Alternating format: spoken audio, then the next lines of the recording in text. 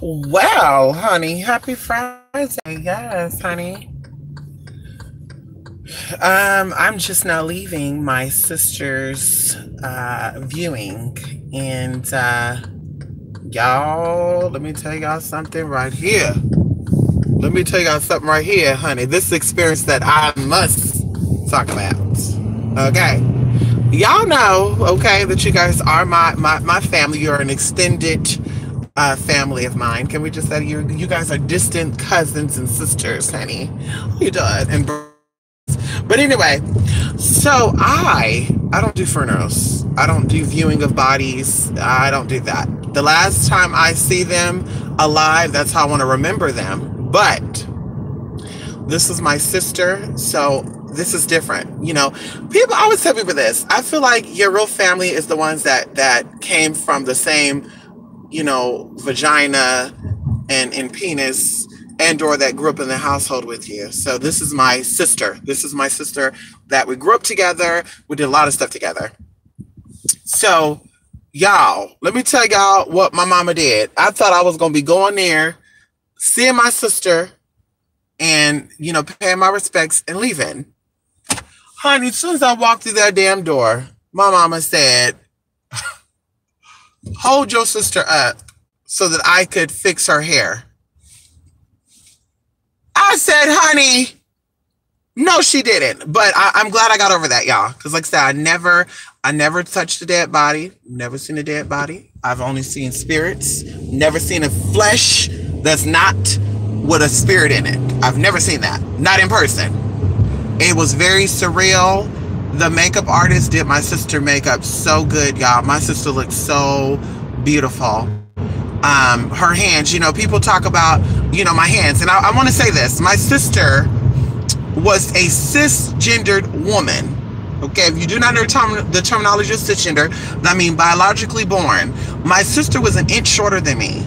My sister had, her shoe size was a size smaller than mine. My sister had long fingers, like my hand. This is my sister's hand. Long fingers and wide hands. And I tell you guys this, my family, that's just us. Long feet, size 11, wide. That is a family thing. So you hear these people out here doing these videos talking about some men have big feet, men have big heads, men got big shoulders, men got big hands, bitch. Maybe you were adopted, honey, or you were just blessed to have family. I want to say blessed, bitch, because you know one thing, big hands and big feet means we can whoop your ass. That's why some of y'all need 20 motherfuckers to fight for y'all, because y'all don't got big hands and big motherfucking feet to Charlie whoop a motherfucker. Y'all got these tiny ass itty bitty hands trying to fight motherfuckers. But anyway, so like I said, I take pride in my big hands and my big motherfucking feet, bitch, because I know I can knock a motherfucker or two out. But going back into my sister, y'all, my mom made me hold her head. And it's so weird because it felt, people say, ooh, dead bodies are cold. Ooh, dead bodies are hard. My sister's flesh felt, there's a little bit of stiffness to it, but it still felt real. Like my sister, we took turns doing each other's hair. And, get into the natural hair and stuff and how to treat your own hair. Like I helped my sister with that. Rubbing oil on her scalp and stuff. So it felt, I have flashbacks with that. And it's just like, wow, what people say is not really real. And even her hands felt warm. It didn't feel.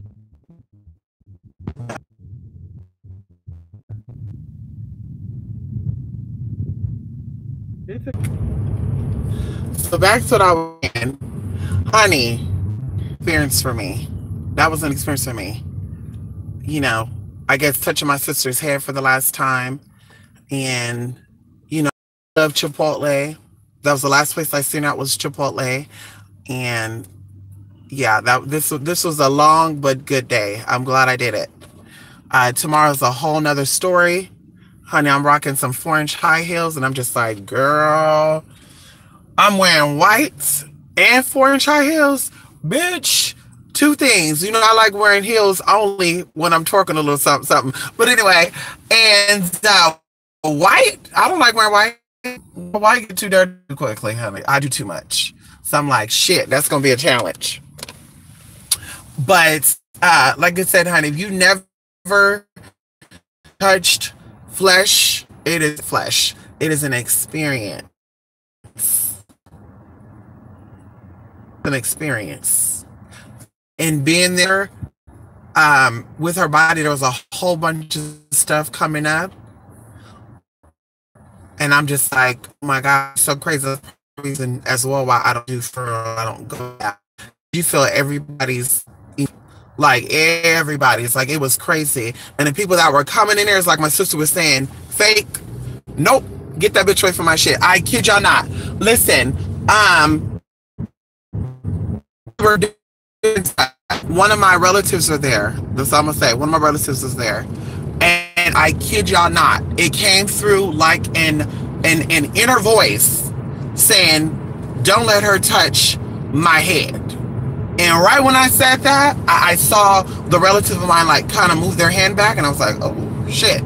And then even like a few of my cousins came in, and my sister, I can hear her be like, these bitches didn't fuck with me when I was alive. Don't let these motherfuckers come up in here. And my mom was just like, nope, nope, nope, nope. Let them do their tea. After it's all done, then you say what you say what you want to say. But you know, let them pay their respects. And I'm just like, honey, this is why I said cremate the fuck out of me, honey. I don't want nobody to stand over my corpse. I don't care if I'm not in that or not. Motherfuckers don't need to be sent on my body, bitch. They be fake as fuck. Sitting over here saying shit, bitch. Act like you cool with a motherfucker. And you not. You not. Girl, stop fucking a fuck. Your son was like, ooh, trying to hug me and shit. And it's just like, bitch, don't hug me, bitch. My sister didn't like your ass, bitch. I don't like you neither. Because you know I didn't fuck with none of them, honey. I still don't fuck with none of them.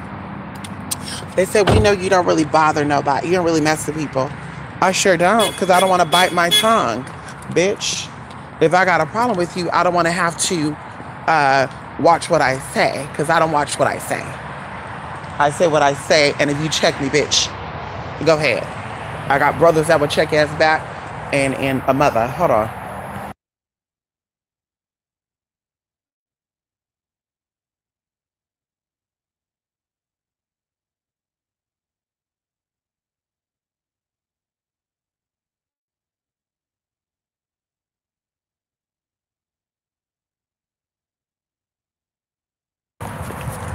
Come on, eclectic ass. Come on, success.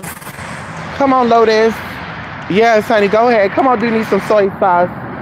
Come on, drive it out. Yes. Yes. Yes, honey. Castigate. Yes, honey. Castigate, honey. Castigate. Oh, so that's what I really stopped by here for. I want to tell y'all my experience. My first time viewing a body in person, and tomorrow's going to be my first funeral. I'm wearing all white with some pink in it because black is sorrow and mourning, and honey, that's some bullshit. Honey, my sister is in a better place. My sister, like I said, she prepared for this, y'all. You know, even listening to stories of people that saw my sister up until the point that she actually died. You know, they said that days prior to them, there was just a lot of commotion going on with her and her debating within herself. And I'm just like, my sister knew. She knew. And I know that my sister knew based on my connection with her, what I've done with her since her passing.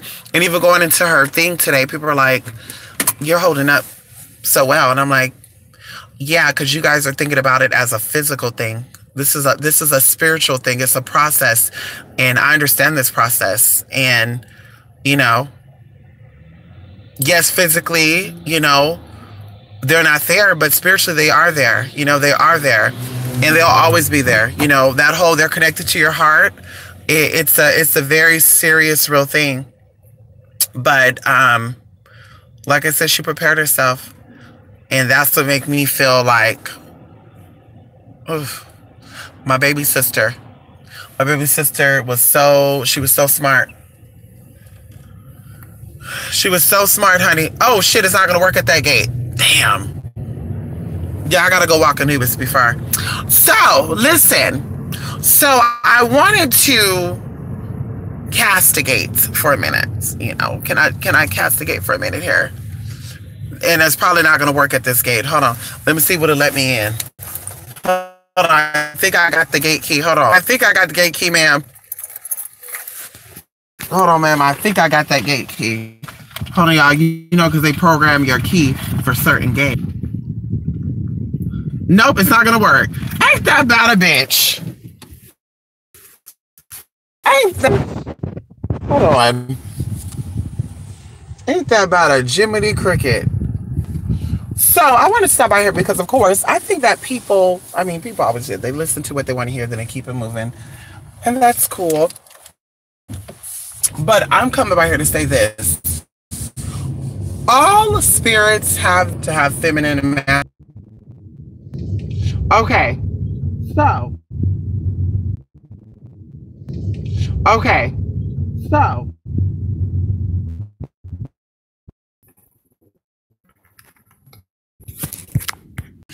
I think that was my whole point of bringing up these Orishas.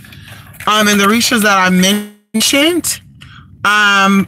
You know, the whole purpose of that, yes, many Orishas have male and female qualities, or all Orishas have male and female qualities, but they were not a part of any gay scandals. So I think the whole point of me doing that video that I did about the gays, LGBT is voodoo, or is whatever I titled that as, it was basically saying that, honey, for all you stupid motherfuckers out there, you idiotic, you know, dead, weak DNA, don't have no damn brain cells because it's smoked out, or you sucked it out, or you were sucking that nasty ass dick, or you let nasty ass motherfuckers nut inside of you and their semen ate you up from the inside out, because that happens too. For you people like that, that's what that whole video was about. It was saying that anybody could venerate and honor spirits. It wasn't necessarily about educating people about Orishas. Because other people try to collectively we the people. No, they don't we the people, bitch. My world is not your world. Your world is not my world. So you need to start speaking for yourself. Going even into, well, all the Orishas. Well, that wasn't about all the Orishas. No tea, no shade to the person who commented. It was not about all the Orishas. It was about a person who claimed they were initiated into a path, which, by the way, that path they were initiated to was actually designed for that home, because not all of those people that practice the same religions, like we've talked about Santeria, every house have their own way of veneration or venerating, if you didn't know that. So maybe your house in particular don't fuck with that. Maybe your house in particular don't deal with that, and that's fine. There's no tea, there's no shade with that. As I was saying in that video, there was no offense to anyone with what I was saying. I was just speaking facts about motherfuckers. There are gay fucking pleros. There are fucking gay santeros. There are fucking gay people that do voodoo. In fact, badass motherfuckers that practice voodoo in Hades are motherfucking gay people. If you don't know, that was the whole point of that video. Was that Americans think they're connected to their African ancestry, but they're really not. They're really not.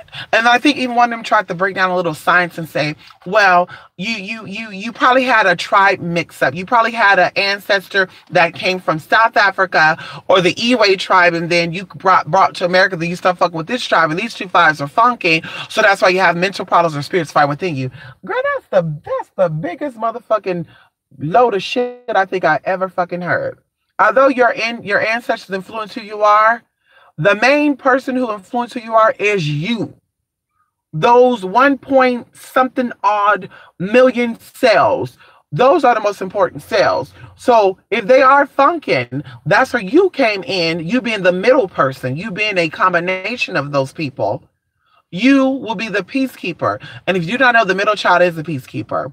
So even going, like I said, into the metaphorically speaking, metaphysically speaking, you being a combination of both these tribes together will be the person that bring peace among those motherfucking tribes.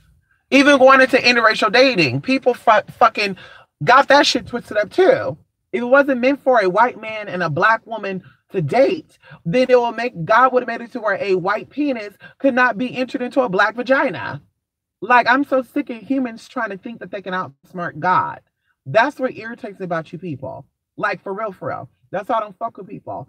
Because the stupidity that comes out of people's mouth, it's amazing to me. It's amazing to me. Like you're so connected to God that God reveals all of his plans with you.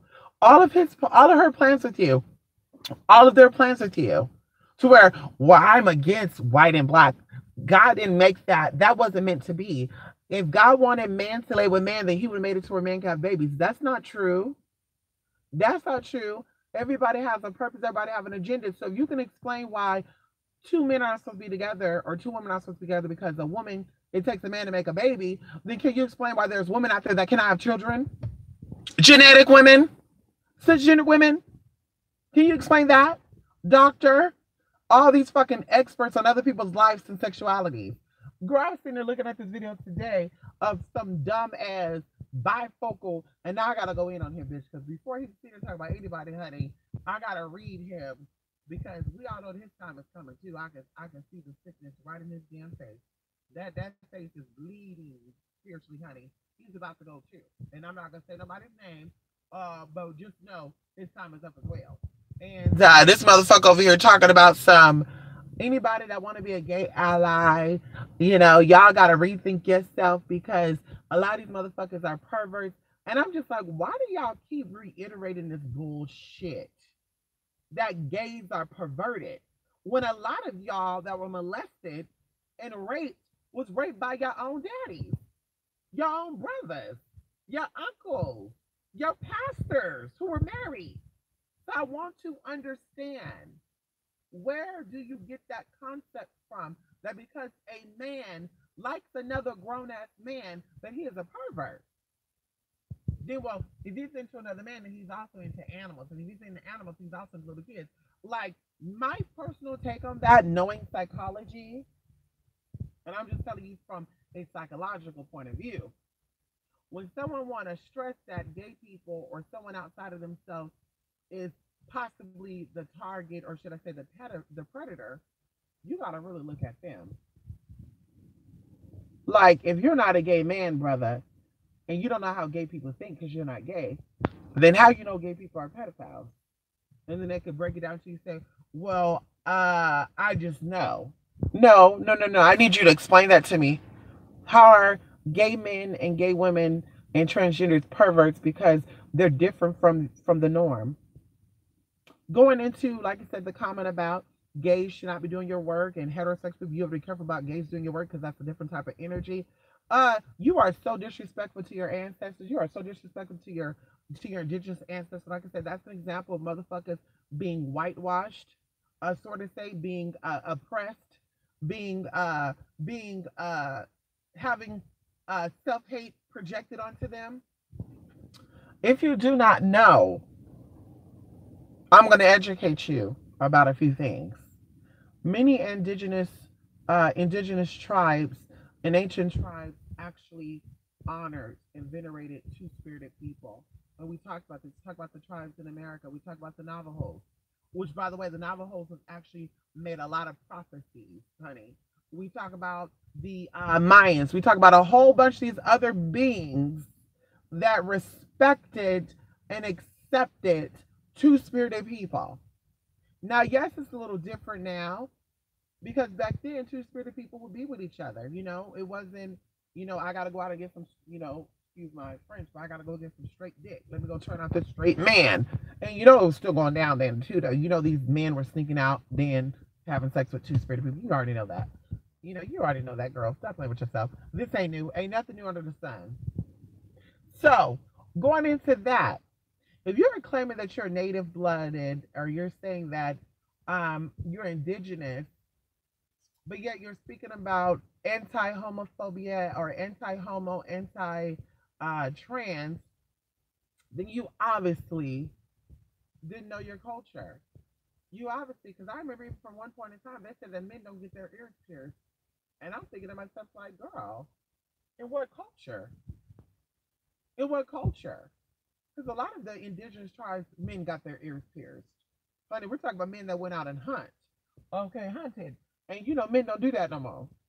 Y'all don't go out and fucking hunt no more. Y'all don't go out and fucking do all the work while women stay home and raise those children.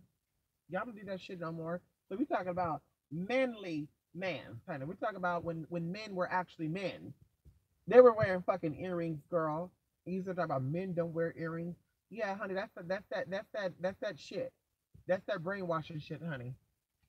Let me tell you not to do it, and behind closed doors, I'm doing it. So like I said, that's what it was about. That castigation shit was about that. Or shit, that video was about educate motherfuckers on the real. Let me get my other pen. I'm probably gonna end this because I'm here now. I gotta go up and get this damn dog, honey. I gotta get my baby.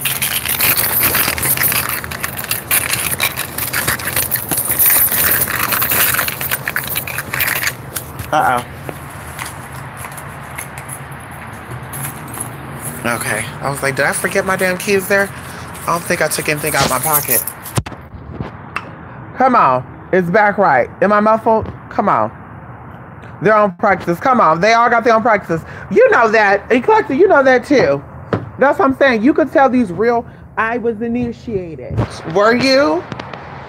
Were you? Were you really initiated? Like, can't fucking keep it real with y'all. Like, bitch, you were initiated, girl. You're fucking, what they call that person? You're fucking, oh shit. There's a term for it. I keep going back to the IFA sector of it all.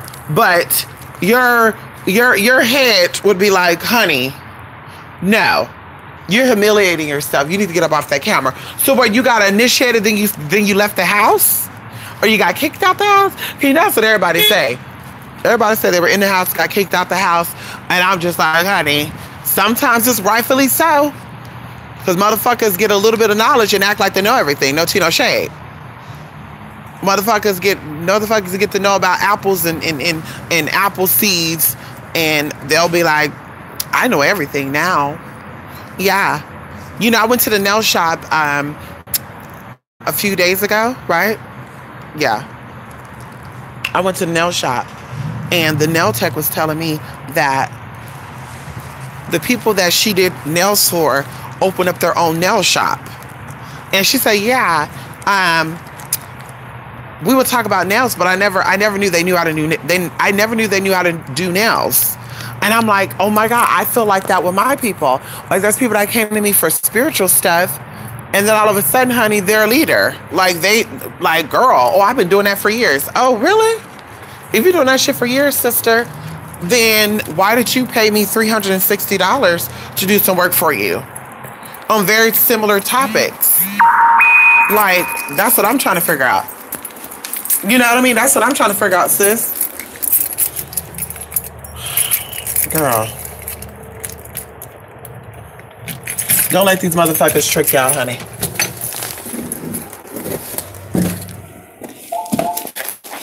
Oh, y'all, and guess what?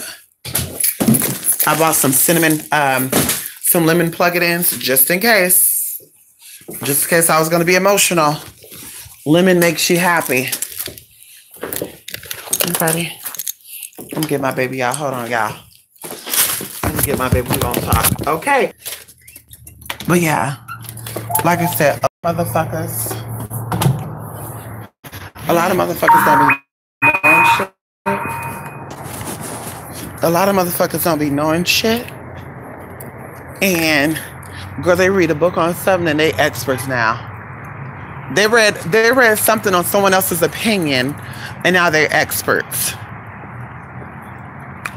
Girl, I speak out of experience. And I speak out of knowledge from people that have been doing this for a very, very long time. That's what I speak out of. Not no books, not no, oh, I just heard something. Let me go ahead and preach about it. Talk about it. Girl, bye.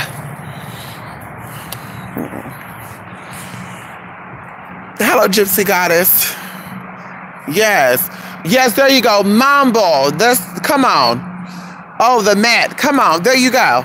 Honey, listen, these people that claim they got initiated, so your meds, your mambo is letting you come on here act a fucking fool, because you know you are a representation of that house.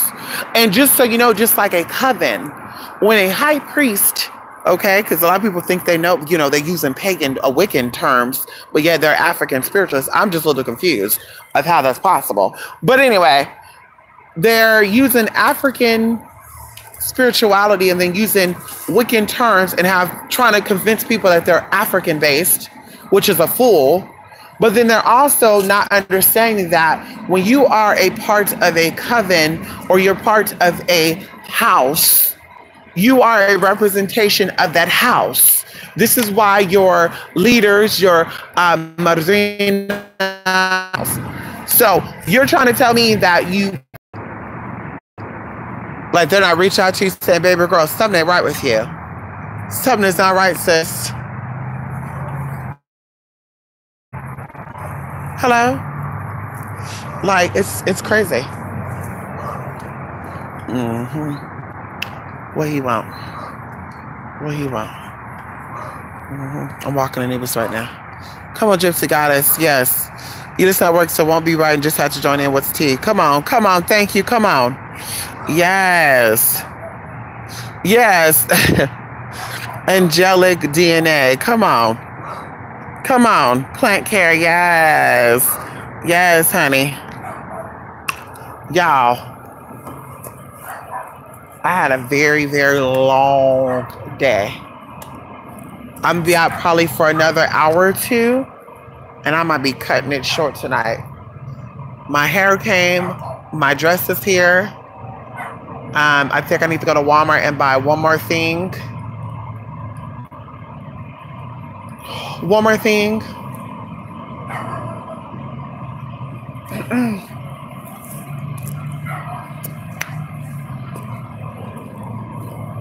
Honey, he like pissing on this certain tree right here. This is his favorite tree to piss on. You ready? You ready?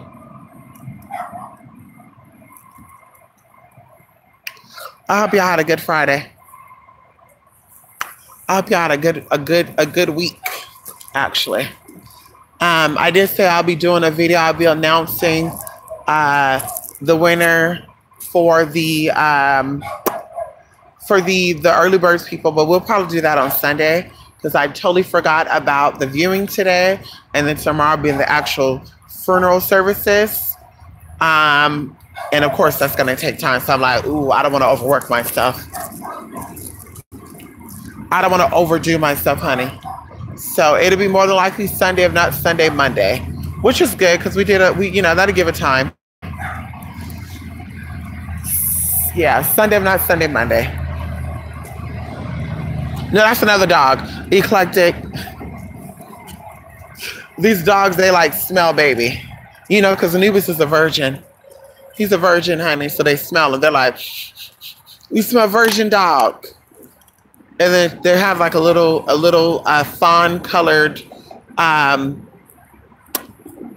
I think it's a Chihuahua. And she be crying and stuff. Like if she see me without Anubis, she be like,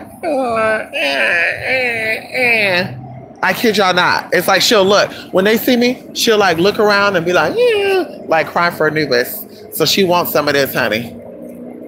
Come on. Come on, Kimberly. Thank you. When is my sister's funeral? Tomorrow. Mm-hmm. Yes, honey. On a Saturday. Yes, honey.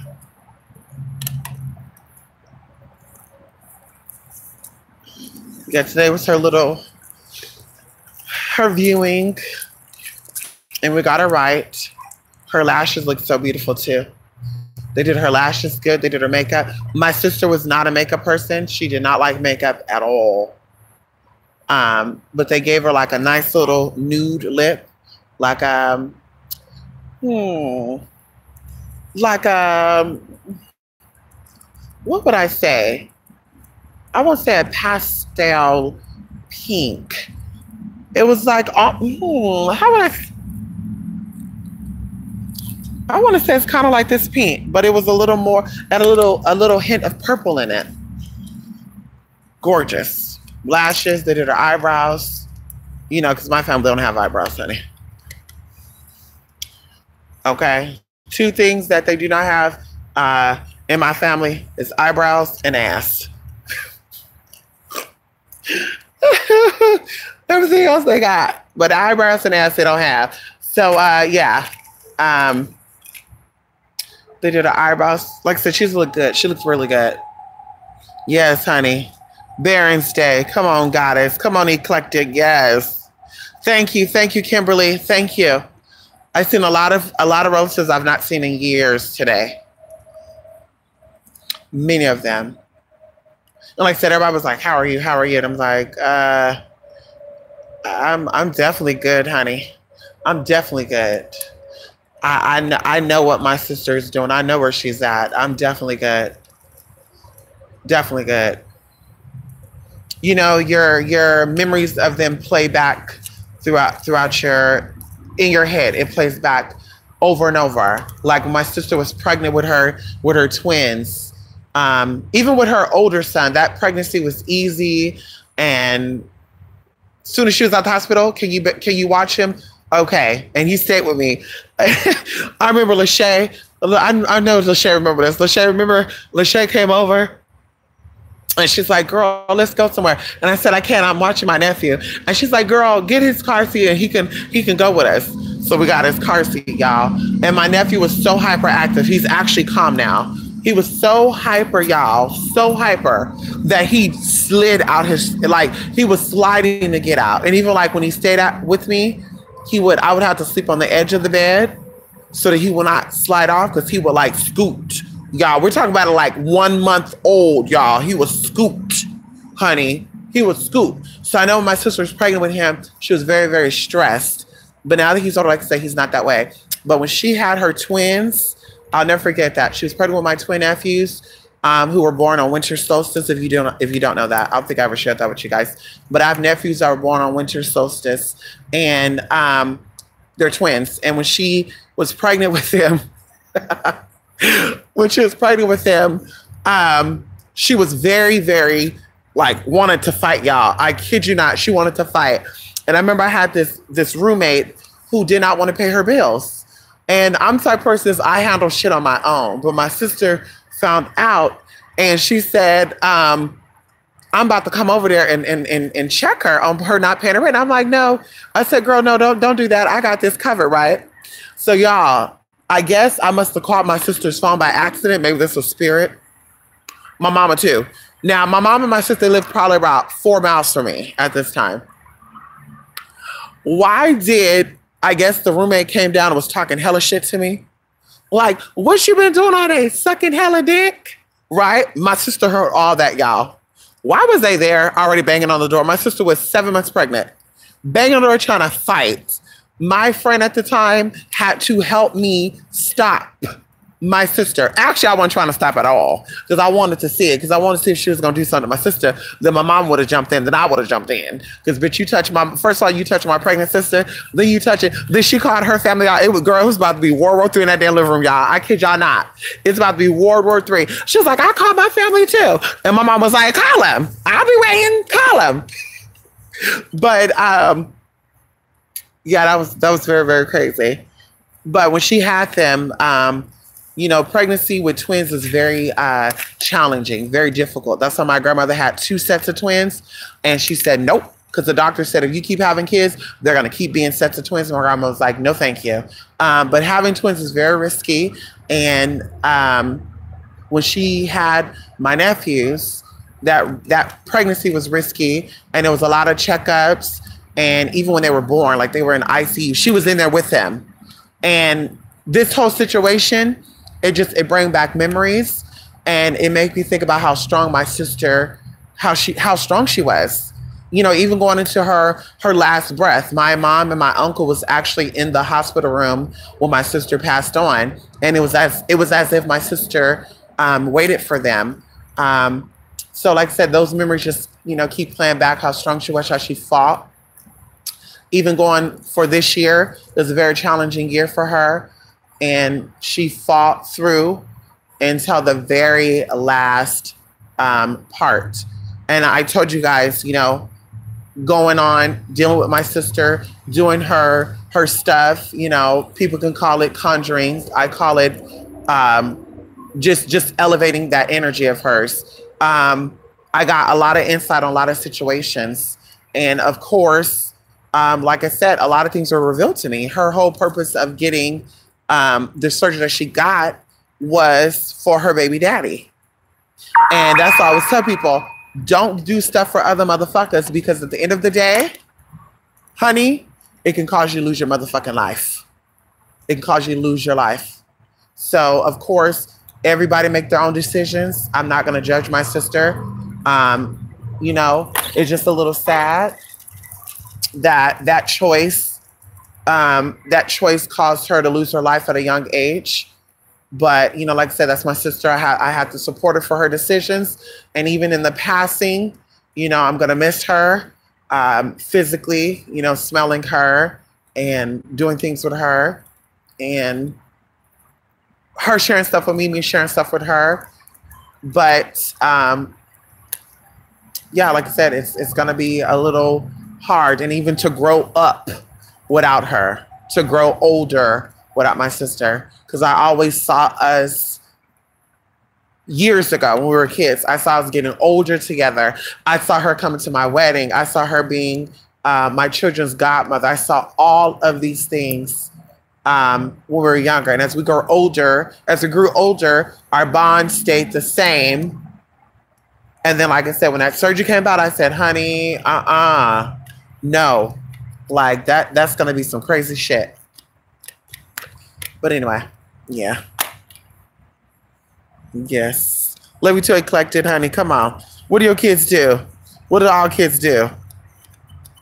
All kids act hyper and shit? You still in your car? Yes, honey. Yes. Yes, what you said about Oshun? Success, come on. Yes, honey. Yes, Friday, Oshun. Come on, Oshun.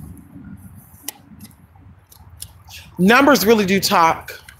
And that's all I'm going to say, because, you know, haters, you know, they watch. And, you know, they try to piece together things. And I'm actually going to do my sister's natal chart. I'm going to do it. I should ask my mom today. I'll ask her when I see her tomorrow in the morning.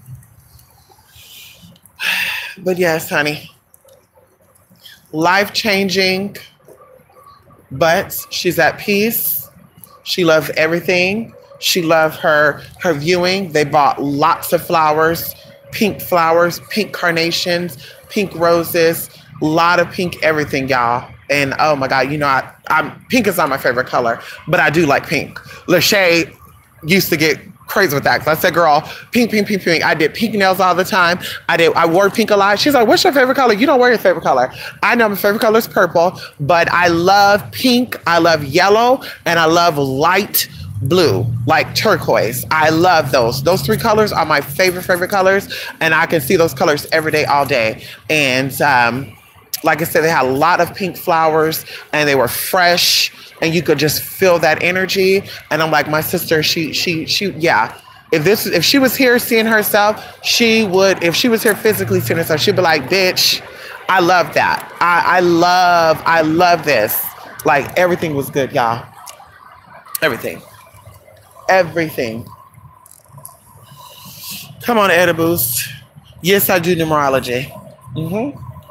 I'm actually not a self-taught numerologist. I actually learned many systems.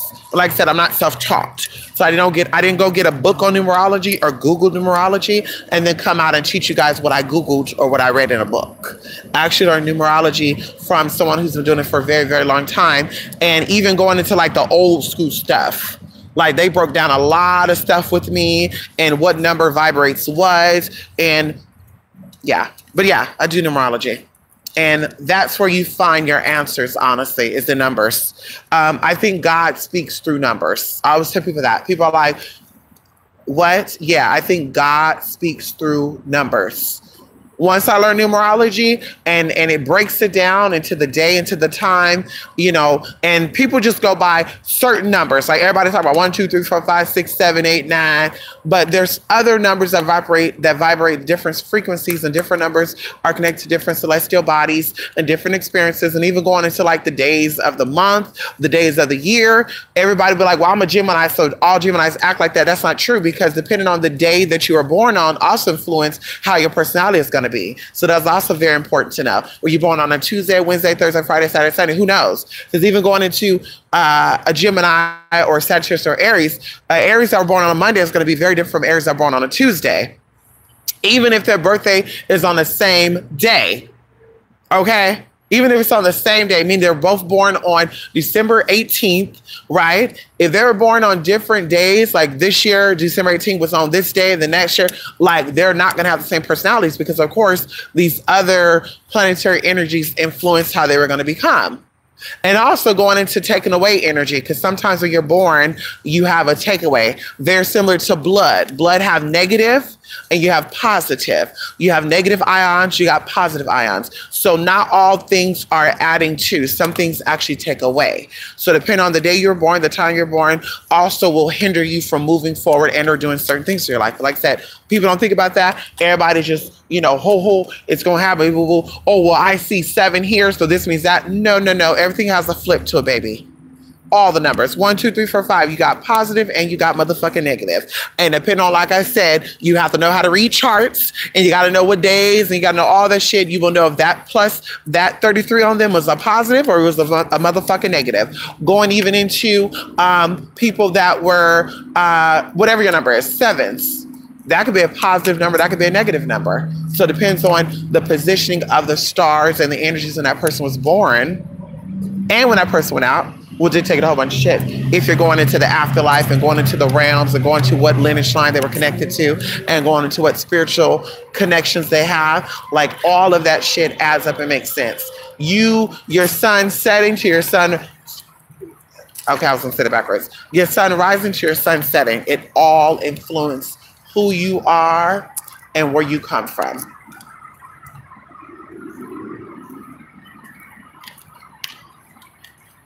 Like I said, some people make up their own numerology. They're like 7. That 7 means boxing up this and that. It's just like, girl. First, you got to break down sacred geometry. You got to break down the calculation and the angles, going into the dimensions of shapes and what a triangle represents and what the square represents and what the rectangle represents. So I think a 7 would be a rectangle, not a square. And going into sacred geometry, what does the rectangle represent?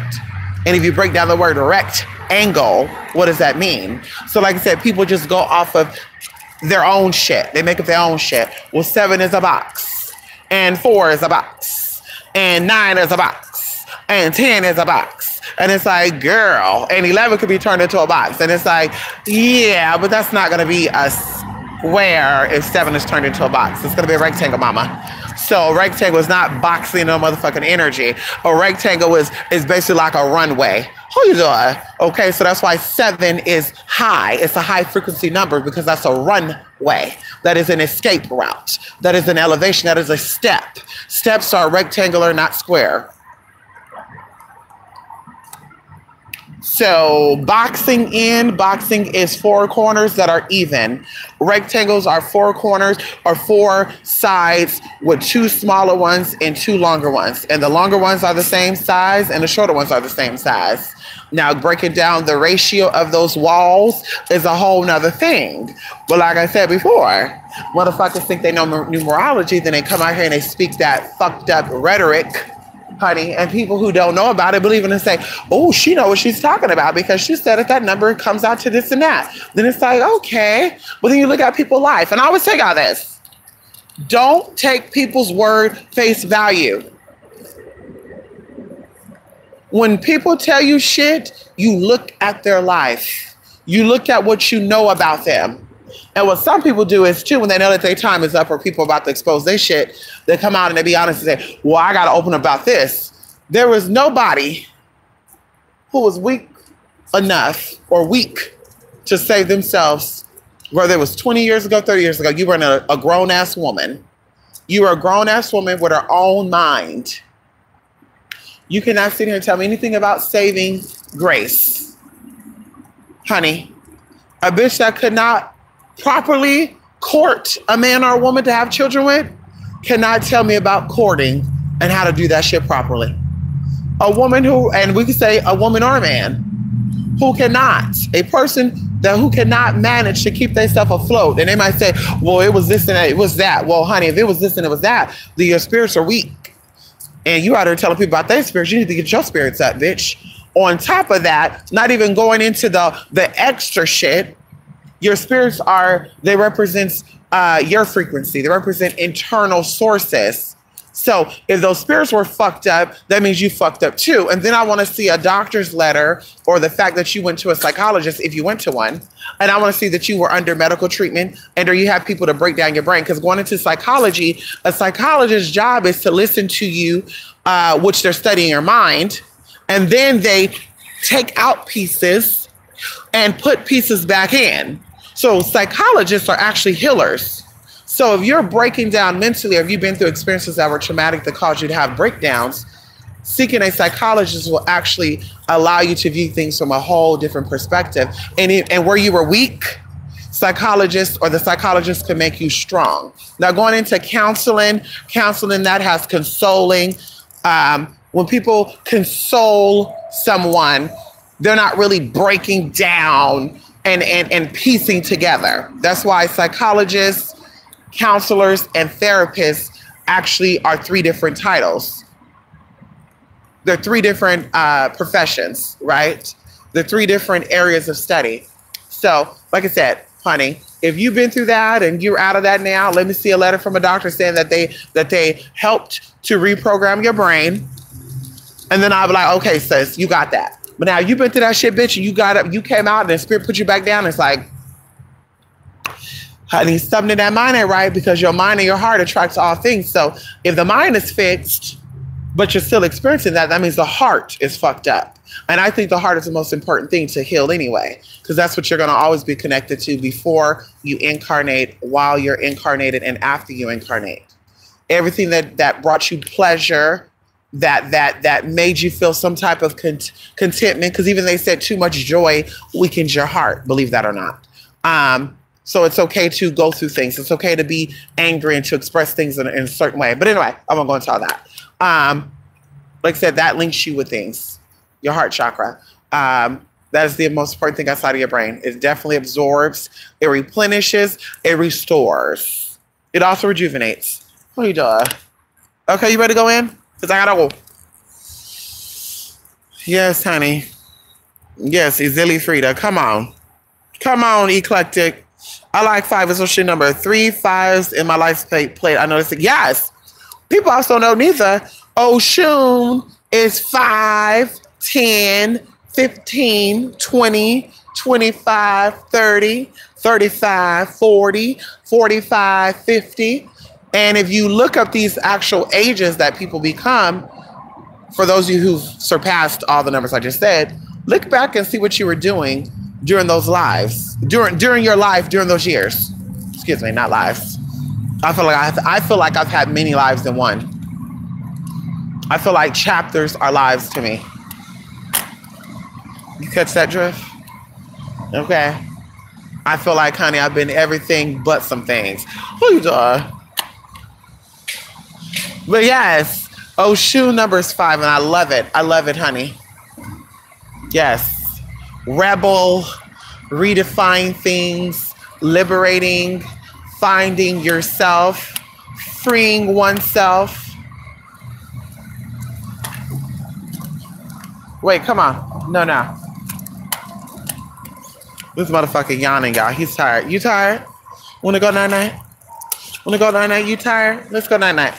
Yo, let's go night-night. You yawning and stuff. Come on, let's go. We gotta go night-night. Come on. He wanna stay outside, but he wanna go in, y'all. He's like, let me go outside. Please, let me go outside. Y'all see that star right there? Come on. Oh, God, I guess that's another sun, y'all. I guess that's another sun. I guess that's another sun right there, y'all. Oh, my God. I see another sun in the sky right now, y'all. I think that's the moon. I see a sun in the sky, y'all. We got 2 suns. Let me stop. Anyway, y'all. Yes. Yes, Kimberly. Yes. See, this is why I said, Kimberly, please, Kimberly, please. I encourage everybody. You want to get some information on a spirit or a deity or any type of energy, you need to connect with people that are from that motherfucking land. Oshun has a river. She has a shrine. And she has her own motherfucking village. And they can tell you everything about Oshun. And some people say, Oshun. You know, some people say, my tongue is English, but fuck the Latins, but they pronounce Oshun like they're fucking Latin. You know, Latin, honey, they pronounce words very different when it comes to the Orishas. You all know this, and depending on what motherfuckers say, you know, bitch, what they trying to do. So like I said, I'm trying to figure this out right here. You know, somebody from Nigeria actually asked me because they seen a video clipping of somebody saying Otun. And they said, Otun, what the fuck is Otun? I said, I don't know what Otun is. And that's what they said. They said Otun, honey. They said Otun. Which, by the way, Oshun name is actually glorifying of the sun. If you take away the H, because the H is silent in many, many languages, you have O sun. So it's actually glorifying the sun. Oshun. Like, oh, sun, how beautiful you are. Yellow. The color of the sun, even though they say the sun is orange. They say yellow is connected to this is that. I'm like, okay, honey. I guess it depends on what path you're in, honey. I guess, honey, because in some paths, orange is connected to this and that. And so, I don't know. I don't know. I guess I can't touch on that. That's not the table I eat at, honey. Oh, we're talking about a real temple, though. We're not talking about people coming together and saying, let's do a temple for you. We're talking about something that's been around for hundreds of years. A real temple. No tea, no shit out there to people out there who put together a temple for Oshun. That's very beautiful. That's very amazing. But, you know, fortunately, Oshun does not reign on the land of America. So we all know that the temple over there in Atlanta is not blessed by Oshun. No tea, no shade. And I always said this before, and I will continue to say this again, honey. Oshun, if Oshun was in America, Oshun will be in desert-like climates. Not no, oh shit, what am I thinking of? Not no humid, sweaty-ass climates. No tea, no shade. She would be in a dry climate. She would be in a sand, because we know that sand represents sun, desert. She would be in a desert, honey. Not no damn Atlanta. No tea, no shade. Not no place where it snows at. No tea, no shade. Much respect to you people out there, but she would not be there. No tea, no shade. Honey, the sun likes heat.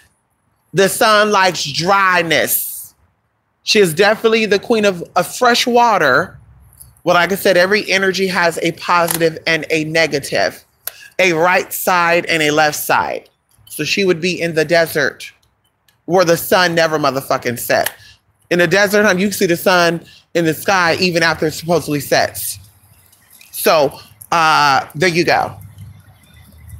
So like I said, she's not blessed on the damn temple in Atlanta, honey. No tea, no shade. She ain't blessing that, honey. She got a real temple over there in Nigeria, honey. What you doing? You get a chance to go out there, y'all. Okay, come on. Let me take you in. Come on. You gotta go in. You ain't doing nothing anyway, honey. You just being nosy. You ready to go in? You ready to go in, baby? Yeah, just go in and play ball right now. Yes, Nigeria. Yes. Yes. Different cultures call it. It depends on what culture they're a part of. If you are American, O-S-H-U-N would be the way that you call her. Motherfuckers be trying to act like they got a Spanish tongue and they're not Spanish at all. Okay, they'll put it on a Spanish person in a minute, honey. But they'll ever talk about some Otun. It's like, girl, maybe you mean Okun, honey. I don't know. Maybe trying to say Okun. I don't know what that T is. But Oshun don't fuck with you? Okay. That's what she say. She said, I don't fuck with him, honey. She said, I don't fuck with him, girl. Mm-hmm. Come on, Rico. Hola. Come on, Rico. Hold on. Mm. Mm. Mm. Mm. Mm.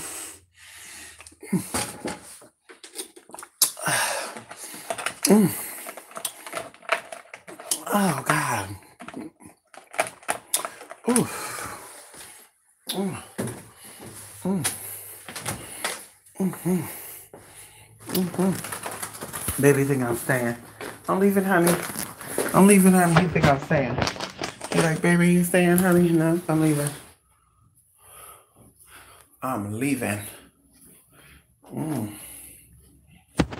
Mm. Come on. Yes. Come on. There you go. You said it right. You said it right. Every tongue has their own way of calling, honey. So motherfuckers will sit here and talk about the Cubans, but they'll fucking speak like the Cubans, and that's just crazy to me. I'm telling you. Watch these people how hypocritical they are. They'll sit here and try to be like, yeah, well, I really don't have no problem with the LGBT community, but they'll sit here and talk about how a woman looks like a man. Well, I don't know if that's a man or a woman. Well, it's not for you to find out, bitch, because we're not out here trying to check on you. Some of us don't even want to even figure it out. We don't even care to think about what you possibly have between your legs, honey. No tea, no shade. No tea, no shade. Also going into energy work, honey. And I just want to say this. If you have an addiction that you can't break, then you don't know anything about energy. And that's all I'm going to say. That's all I'm going to say, honey. Because we all love like we love, honey. But, honey, girl, I can definitely cut off what I need to cut off, honey.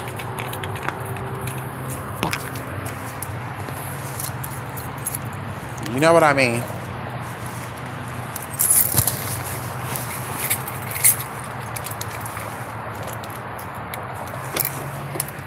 You know what I mean?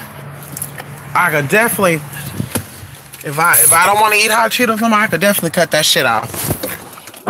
Honey, who got control? Me or my cravings? Girl, bye. Come on, Tasha. Yes. Yes, honey. Oh, shit. Tasha. Well, you already know what it is, Tasha. Monday, honey. You already know what it is. Come on, Tasha. You already know what it is, girl. You already know what it is. Anyway, y'all, I'm gonna end this live. I had to come home and get my packages and walk my baby. I won't be out, I guess, that late tonight. I gotta get up early. My mom told me to meet her for the services at 10 a.m. 10 a.m. So that means I'm getting up at 8 o'clock, which means I gotta go to bed by 1 o'clock, possibly 2 o'clock. And I don't know how long funerals take. Somebody said 4 hours. I'm like, I hope it don't take that long. I hope it don't, because all I need is my time to say this and that here. And that's nothing too. I don't know why the fuck we gotta hear preachers and shit. My sister wasn't a church motherfucker. She didn't care about no fucking church, girl. She loved gospel music, but she didn't care about no church. It's like, damn, can we just say our, what we need to say? Just keep it moving. Motherfuckers sit there reading the scripture shit. Oh, well, we want to remind you at this time, our sister has blah, blah, blah. And it's just like, oh, girl, really?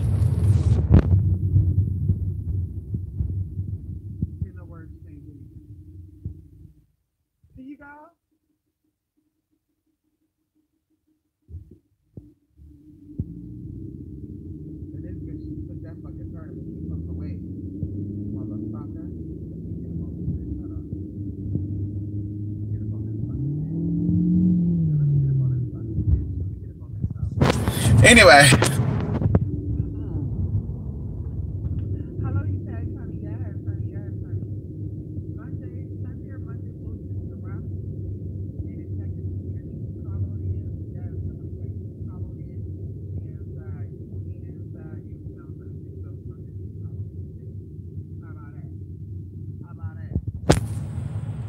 Yes. Can no man on earth send your soul anywhere? Oh, shoot, Mary, what is your religious background, if you don't mind me asking? Because can no man send your soul anywhere? They only know where the fuck they going when they die. They so hell-bent on heaven or hell and not knowing if they're going to be in a fucking void or not and be stuck there. Huh. They don't know. Don't know if you relive the same nightmare over and over. They don't know.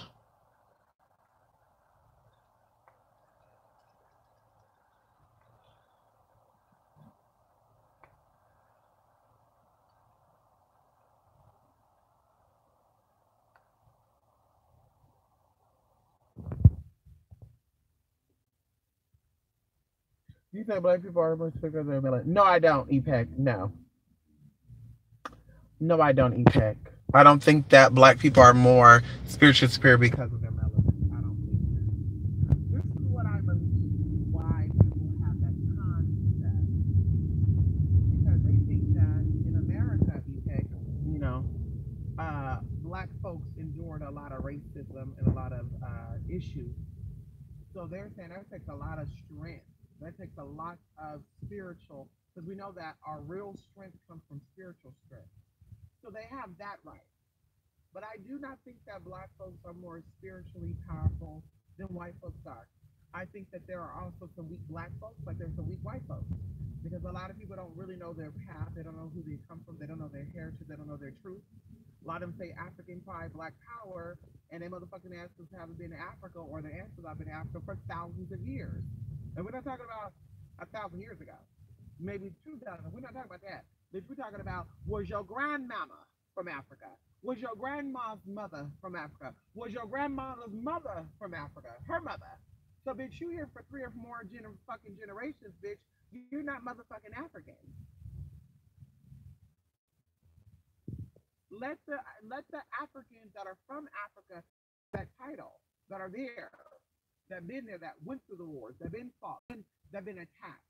Let them. That's their culture. Even going into a black woman went into a shop in Atlanta. I want to say it sounded like they were in Atlanta. I heard that accent. It sounded like Atlanta accent. If it wasn't Atlanta, if it wasn't an Atlanta accent, it was a northern Florida. There was white folks that were in South Africa, believe it or not, and we don't know how many generations they've been there. They could have been there for the continent of Africa. And the lady said, "Go back. Why are you guys owning all these fucking stores? Honey, y'all opened up shops in the hood." I think I know what I'm talking about. And they said, well, what do you mean go back where we come from? We come from Africa. Or I don't know how it led into that. But it turned into an argument of them saying, you guys come here and fuck with African Americans. And the lady was like, well, we're African American. And she's like, y'all motherfucking ass ain't no damn African American. Y'all fucking European. And she said, no, we're African American. I'm from Africa, baby. And she said, no, you're not from Africa. Your ancestors came from Europe. And I'm sitting there thinking to myself, like, bitch, and where did your ancestors come from? How do you know they came from Africa? You have melanated people all over the fucking world. And that's the fucking joke of it all. You have black folks in every fucking country, including motherfucking China. You had a Chinese dynasty that was fucking black, honey, that ruled China. So let's talk about that. Thousands of years ago, honey. Can we talk? So you think they were saying, I'm African China. Like, girl, wake up. And then we talk about enchantment. We talk about spells that are put on people. These people are putting spells on y'all, and y'all not even aware of it. They're trying to tell you about a spell. Hey, look at the white man. Look at the white man. Look at the white man. And they motherfucking asses robbing y'all fucking asses, cursing y'all asses, binding y'all to them, to where you go to them for every fucking thing. I was on the phone with one of my sisters. She said, I'm sick of getting readings done by readers every fucking day. She said, I gotta go. Yeah, bitch, they hooked you. They hooked you. A reading once a month is okay. A reading when you're doing casework, like when something come up, that's okay. But every day, I want insight. What's going on? Bitch, you just asked this last week. Like something got you addicted. We talk about codependency, and that's what's going on. These spiritualists, they want you to stay under. So no, effect. No, black folks are not more powerful than white folks, because if that was the case, no tea, no shade, then why is there so much racism in America, and why are the white people motherfucking winning? If that's the case. And then if black folks are more in tune with their spirituality than white folks is, then I'm ready for you black folks to find your spirituality then. I'm ready for that. Because that's what they keep talking about. Black folks are real spiritual, you know, like these red pill motherfuckers and Bobby Hemmett. Well, why don't you teach the people how to find it then? Honey, young Pharaoh shit. Why don't you teach the people how to find their magic then and their power? And like I said, all these motherfuckers have been in prison. They've been the stereotypical black man. But yeah, they're trying to convince y'all that I got the light. I was chosen. No, the fuck you are not. No, the fuck you are not, girl. No, the fuck you are not. If the money was cut out of it, y'all would not be here. And you know like I know. If the money was cut out the equation, y'all will not be here trying to educate people on black history. When there was blacks in America before the white folks. Okay, so outside of that, now you got that information, brother. What you gonna do with it? Like I said, it don't make no sense to me. You know, it's like people getting insight on situations, but they're not doing anything to fix it. Why are you keep getting insight on situations if you're gonna sit back and let motherfuckers do what the fuck they want to do? I don't understand that. Oh, I'm about to go drive by his house to spy on him. Why? Because if he's cheating on you, you're not gonna check him. You're still gonna be a dumb little bitch and let him do whatever the fuck he wants to you. So why are you doing that? I don't know. Exactly. I don't know neither. Idiot. Same fucking thing. So going into that whole black people got power because they have melanin. Oh, girl. And Zoloft is a synthetic version of melanin. And this and that is a synthetic version of melanin. And I'm just like, okay, can you tell us where melanin came from? Can you break it down on a chemical level? Or should we say on an alchemical level or alchemical level? Where did melanin come from? What planet is it linked to? Or what galaxy is it linked to? Or what does it come from? Because like I said, people can't break that down. Where does it come from? Because we know that mel is honey. Miel in Spanish is honey. Okay? MELMILMEAL. Same motherfucking difference. It's honey. But what about anin? What about that? What about anin? ANIN. What does that come from? What does that mean? Because you asked me, it's annihilation flipped around. And we know what annihilation means, honey. We know what that means, honey. And that's why what brings us up to this day and age now. Why black folks are not at the top. Why black folks is not the head. So like I said, I would like to know what it really means. I'm like, so I can give an idea, but you know, it is what it is. But I want to know what does it mean? You know, why is it called melanin? No one can give that. But yeah, he's laying some high science. Yeah, he told us that black men, we were the birds in the trees, and every bird came from a black woman, and every donkey, every tiger, every animal came from that of a man, and a black man, and a black man shot his sperm, and that's why we have water. And it's just like, but where did you get that from? Because if that was a spiritual insight, brother, from an alien or something, then why don't you ask the alien to help you recover quicker?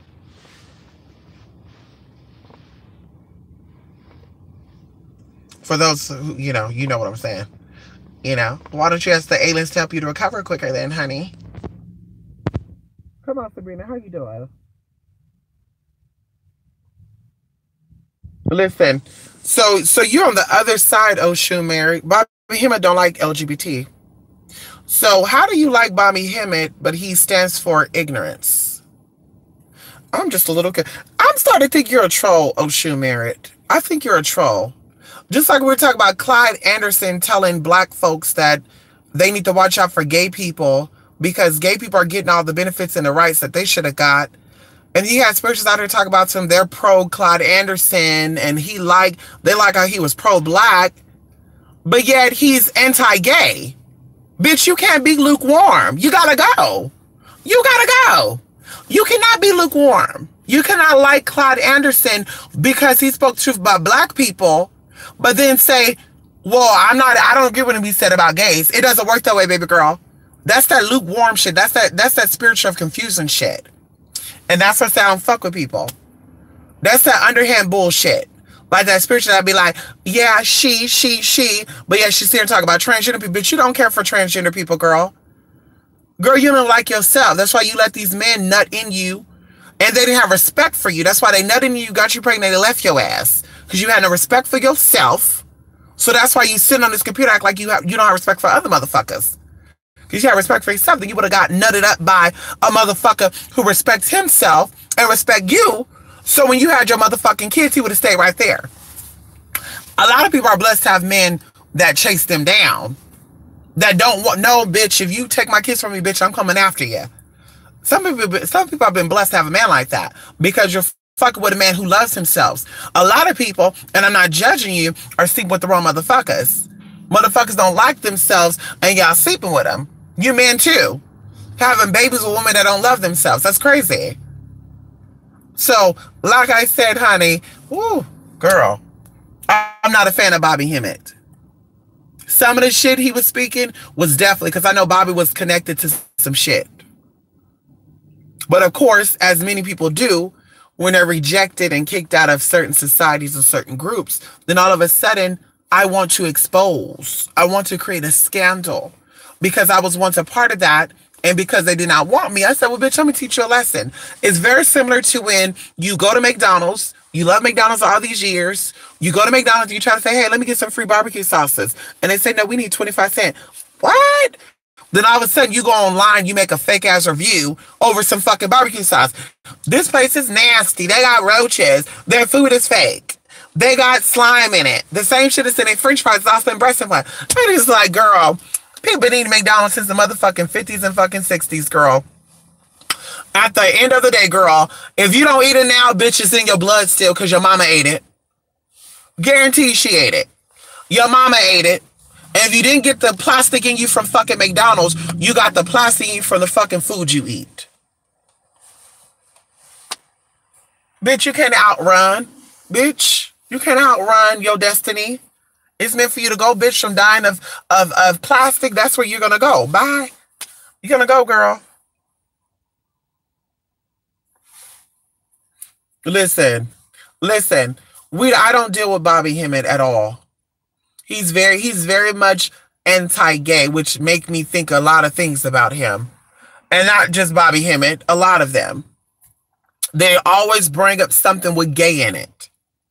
Homosexuals, dick in the booty, Hershey highways. Like, they can never make references to anything that deals with heterosexuality.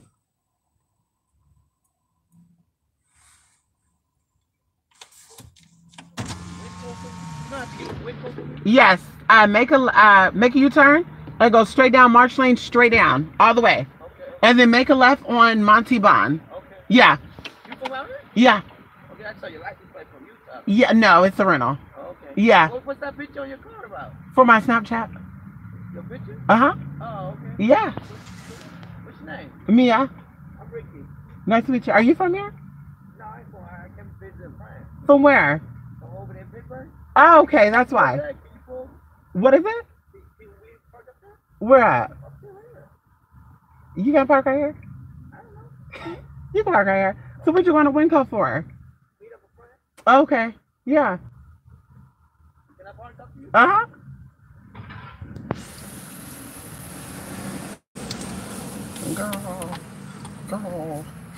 Girl, listen, y'all. He trying to park and talk to me, bitch. Y'all gonna be right here this whole time. Hear this whole conversation.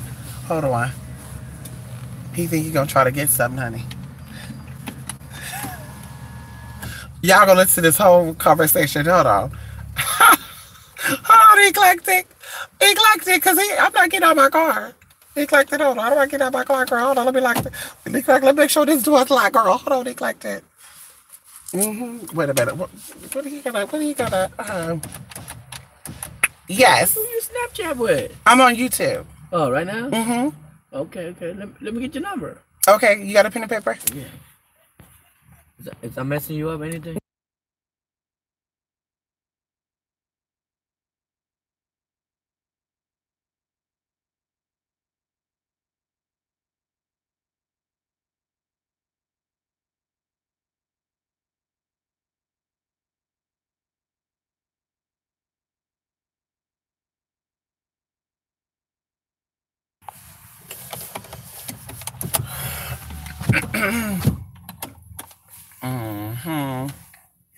You heard him. He sound like an old school player. Girl, bye. He got that number, honey. I should have gave him a fake number. You know what's so weird? I saw him make that little... I saw him come through here. He did the little U-turn. And I'm like, that motherfucker's driving crazy. That's why I was looking like, wait a minute, bitch. And he put talking about, can we park up there? No, we not. He would have probably pulled out his dick and flashed me, honey. You better not. Oshun better stay back, honey. Oshun always trying to come out, honey. Oshun, stay on back today. We know, honey. Stay on back, Oshun. She always trying to come out. Freaky deek, honey. Yes, come on, Oshun. She bringing me these horny men. Come on, Oshun. You better have some money. No, fine. But anyway, we don't fuck with Bobby Hemmett and them because honestly, like I said, you know, talk about something that's really important. What's going to happen is eventually there's going to be a war. You know, you're going to create issues between heterosexual people and gay people, which I think is already there. Gay people have been bashed, murdered for being gay all around the world. And you're also going to cause closet people who are trying to come out and embrace themselves become fearful and say, I don't want to come out the closet. I don't want to come out. I'm scared because Bobby Hemmett and them said that gayness is wrong. And I really like Bobby, you know, because he looked like an older brother to me, but yet he talking about me. So he ain't going to accept and like me. So I'm not going to come out the closet. And then they also start, you know, acting out those agendas too. That's why I said confused people is the worst people to deal with. People who have the spirit of confusion over them are the worst persons to deal with because those are the same ones that would be closet case homosexual but want to gay bash people. Anti-white, but yet talk and steal cultures, steal ideas. And people say, well, how do a black person steal ideas from a white person? I mean, I'm just saying, some of these people out here don't like black people, white people, but they have kids by white people. They use European spiritual terminology. No tea, no shade. Their friends are Caucasian. And yes, their friends are white trying to be black, if you want to call it that, which I don't call it that, because maybe that person have black in them. Who knows? We don't know that. Because, you know, honestly, nobody... Anyway, I won't even go into that. Obviously, if a white woman is acting black, obviously she has some type of connections with motherfucking black ancestry. Obviously. Trust me when I say that. If a man, we all know how a man is. A man is very masculine. He's very this is blah, blah, blah. If a man feels so connected to femininity that he changes himself to be that, we're talking about from layman's terms. Obviously, that motherfucker is connected to that somehow, some way. I mean, that's common sense to me. If you meet a woman who's very masculine and she's comfortable being masculine, obviously there's something with that. There's some energy. There's some remembrance with that. There's something with that. And it's not well, she's that way because she wants to be that way. She was taught that way. Many of us was not taught to be the way we were. My family, in fact, are very masculine. The women in my family don't wear high heels. The women in my family, they don't wear makeup. The women in my family are not into lovey-dovey. They're not into that. They're very maternal when they have children, but they're not, oh, baby, come and suck on my titties and you're 8 years old. That's not how my family is. They're very strong, disciplined people. A lot of my family members are in the military. So that was inbred in us. We have a lot of militant, I don't know if that's the right way, but we have a lot of oh God, there's a term that I'm thinking of right now. But we have a lot of influences from that. Like I said, older cousins, uncles, grandparents, great-grandparents, they all were warriors. That's that warrior energy. So like I said, for me to be who I am, bitch, this is who I am. This is who I am. You cannot change this. I don't care what you say, what you do, how you do it. You're not going to change me. Because this is who I am. I've always been this. Always. So that whole, well, they're that way because they're putting shit in our food. Well, why the fuck are you so weak? And why the fuck are you so damn behind? Because the motherfuckers that talk about this shit, bitch, you're just behind too. So what happened to you? I woke now, but you, okay, but you drink that manganese fucking alcohol. As Dick Gregory said. You drinking that fucking manganese alcohol. Beer. Boo. Bitch. But yet you so woke, honey, that, well, I can recognize the spirit in them, but I can't see my own spirit. See how that cycles through? Even some spirits say, well, I can read others, but I can't read myself. How is that possible? Don't you have connections with spirits? Because your spirits will tell you about yourself. Unless, of course, you are a physical spiritualist. A physical spiritualist cannot interact with the spiritual world. They cannot read the spiritual world. So everything for them has to be tangible. So when I pull the tarot cards for myself, I'm not seeing my message, but I'm seeing everybody else's. Well, you're not connected to spirit then. There's something going on that ain't right. Because I don't get readings from other people. I'm connected to spirit. Spirit will show me what I need to see. Spirit will show me what I need to see. So that whole, I can't read myself, girl, bye. You just probably don't have the gifts that you think you have. And or those spirits that we talk about, it's down and you need to build them back up. But even then, the spirits that convey messages to you about your guests are also the spirits that talk to you. So the spirit is opening their mouth about the clients that are coming to you. But the spirit is not opening their mouth about what is important to you and how to keep yourself good so you can keep doing readings for other people. Does that sound right? Like, that don't even sound right to me, bruh. Like, spirit is helping you help other people, but spirit is not giving you the insight to help yourself so you can do what is right for yourself so you can be able to be here for other people. Like, no, that don't sound right. That don't sound right at all. That don't sound right at all, girl. That sound like a crock of shit. That sound like that fucking crock of shit wannabe shit. Okay.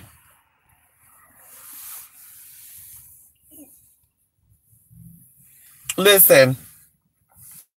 If a man, this is just my point of view of Oshun Merit, and I want you to understand this from honesty. Okay, we have qualities about ourselves. We have characteristics, right? Who we are is made up by our characteristics, right? And your characteristics, who you are, you cannot change that. Okay, so going into your characteristics, you have people that are that have dignity, that have integrity, that has respect.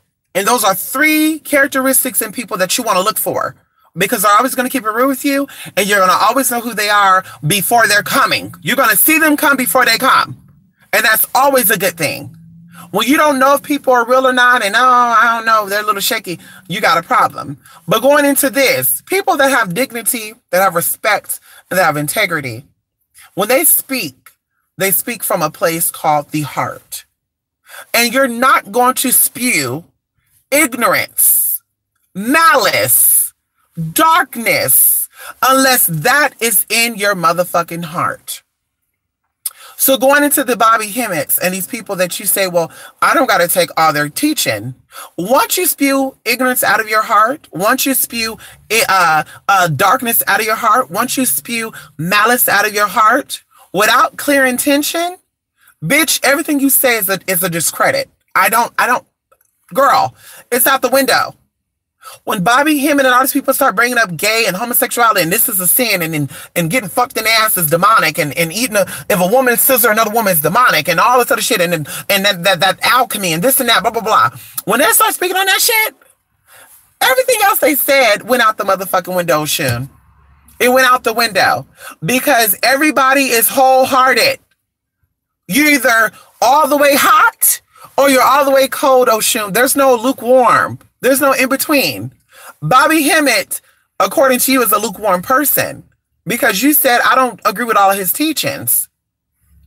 That doesn't sound right to me because if you're okay with his speeches about certain things and the other ones you're not really down with, especially the serious ones, like LGBT equality. If you're okay with other stuff, but not that, but you still fuck with him, then it's like, I'm interested to know how you really feel about the LGBT, because like I said, I connect with people all the way. There's no partially connection.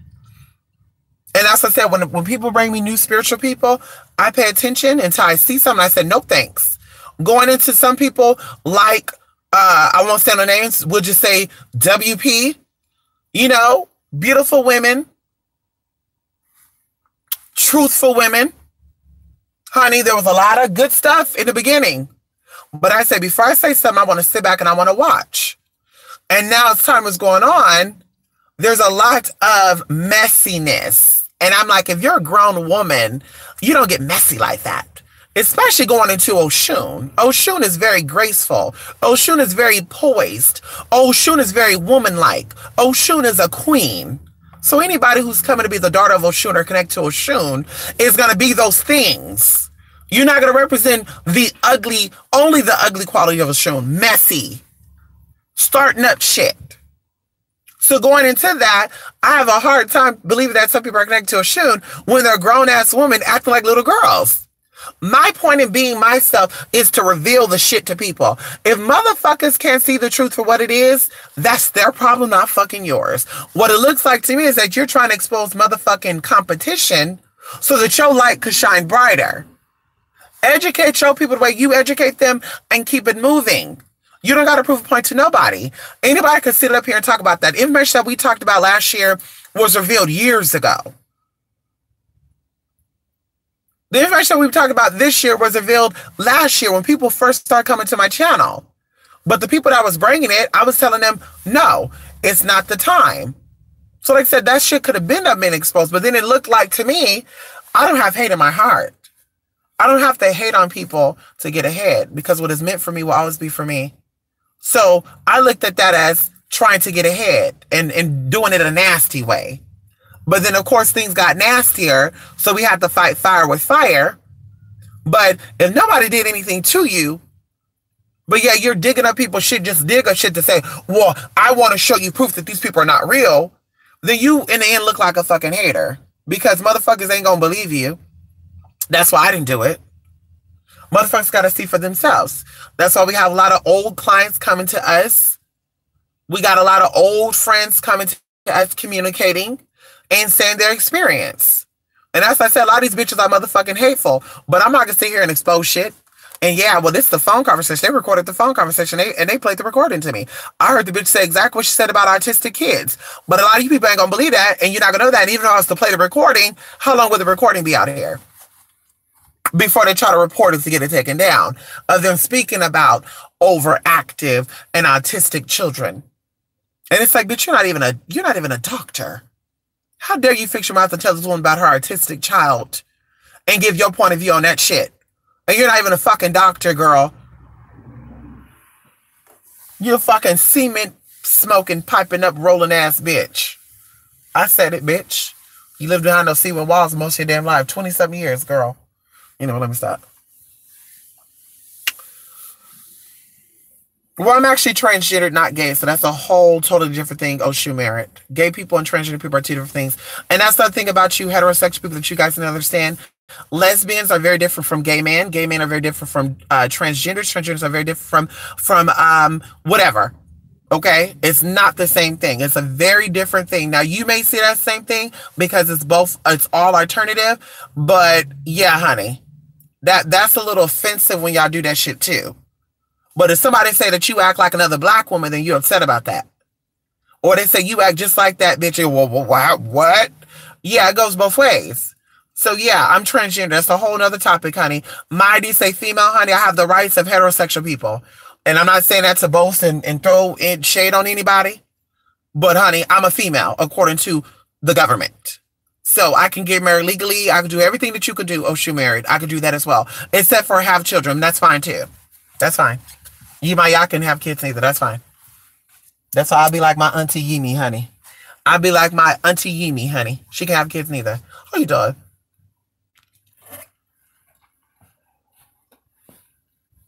Okay. Okay, don't you try it. Right. Come on.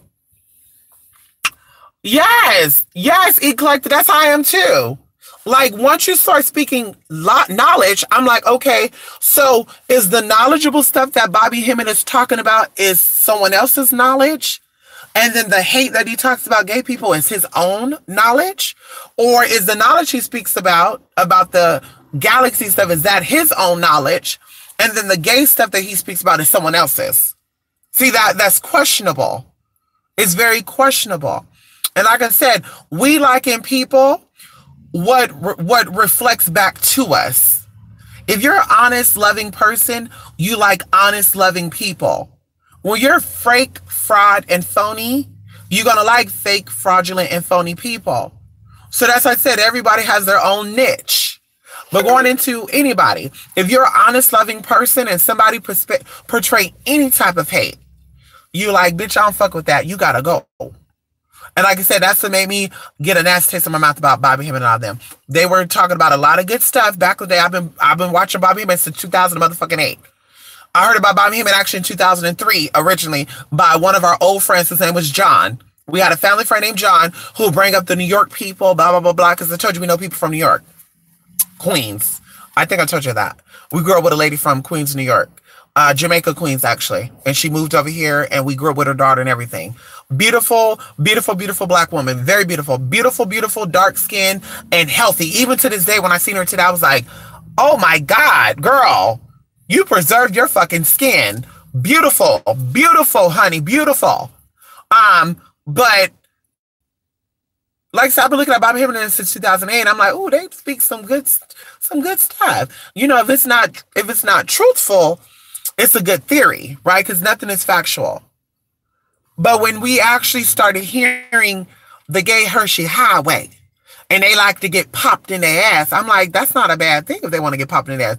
And it's, I got a problem with that. And it's like, ooh, you got a problem with another man getting popped in his ass? Okay, so I guess you be in a room with your friend when he be having sex with his wife. And to me, that's a little gay, bruh. Threesomes is a little, I'm just being real with you. You in a room with your homeboy while he having sex, that's a little gay to me.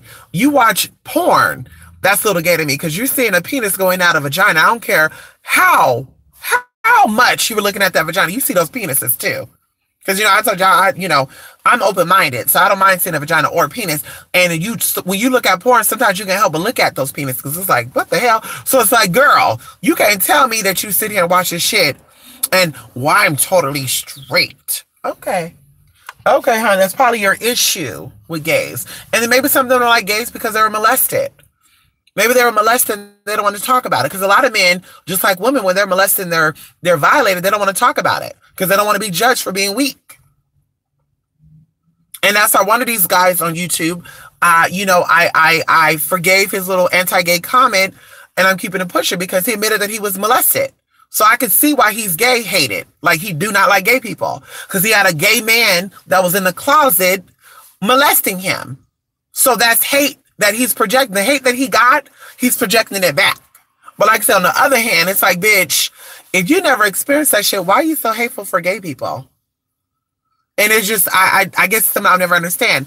If you're not gay, or you've never been molested by a gay person, why are you hateful? Because there's still line between love and hate.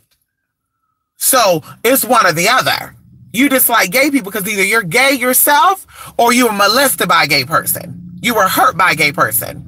One or the other. One other. Bitch. Let me go. Everybody trying to follow behind me. Bitch, let me go. Let me go. I gotta go. Everybody trying to follow behind me and park their vehicle too, bitch. Let me go. Let me go, honey. You ain't parking behind my ass. I just want to tell you that Ocean married. We're not to say. You know Ocean married. You know. I just gotta let you know. I just gotta let you know Ocean married, honey. Yes. Only knowledge that people are seeking. That's right. Well, people come across it, they don't know that about him until he speak it. And then when he speak it, then he gotta go. When he speak it, then he got to go. like I said, for me, Ocean Merit, I like honest, loving people. The first thing that come out your mouth is about any race, anybody's orientation, and you don't know nothing about that, you gotta go. I can't fuck with you. If you're not a white woman, you can't speak about white people because you're not a white person. You were not raised with white people. You can't speak about that. If you're a white person, do not like black people. You never ate with a black person. You never been in a household with a black person. So you can't speak about that. Honey, if you're not gay, well, I had a gay uncle. Yeah, but let me talk to your gay uncle because I bet you gonna tell me that bitch that y'all wasn't around him like that. I bet you gonna tell me that bitch y'all did not accept him 100%. Because when you are open to gay people, you seem to bring on gay characteristics, believe it or not. So I can tell by the way you're acting and how standoffish you are that you're not really connected to gay people.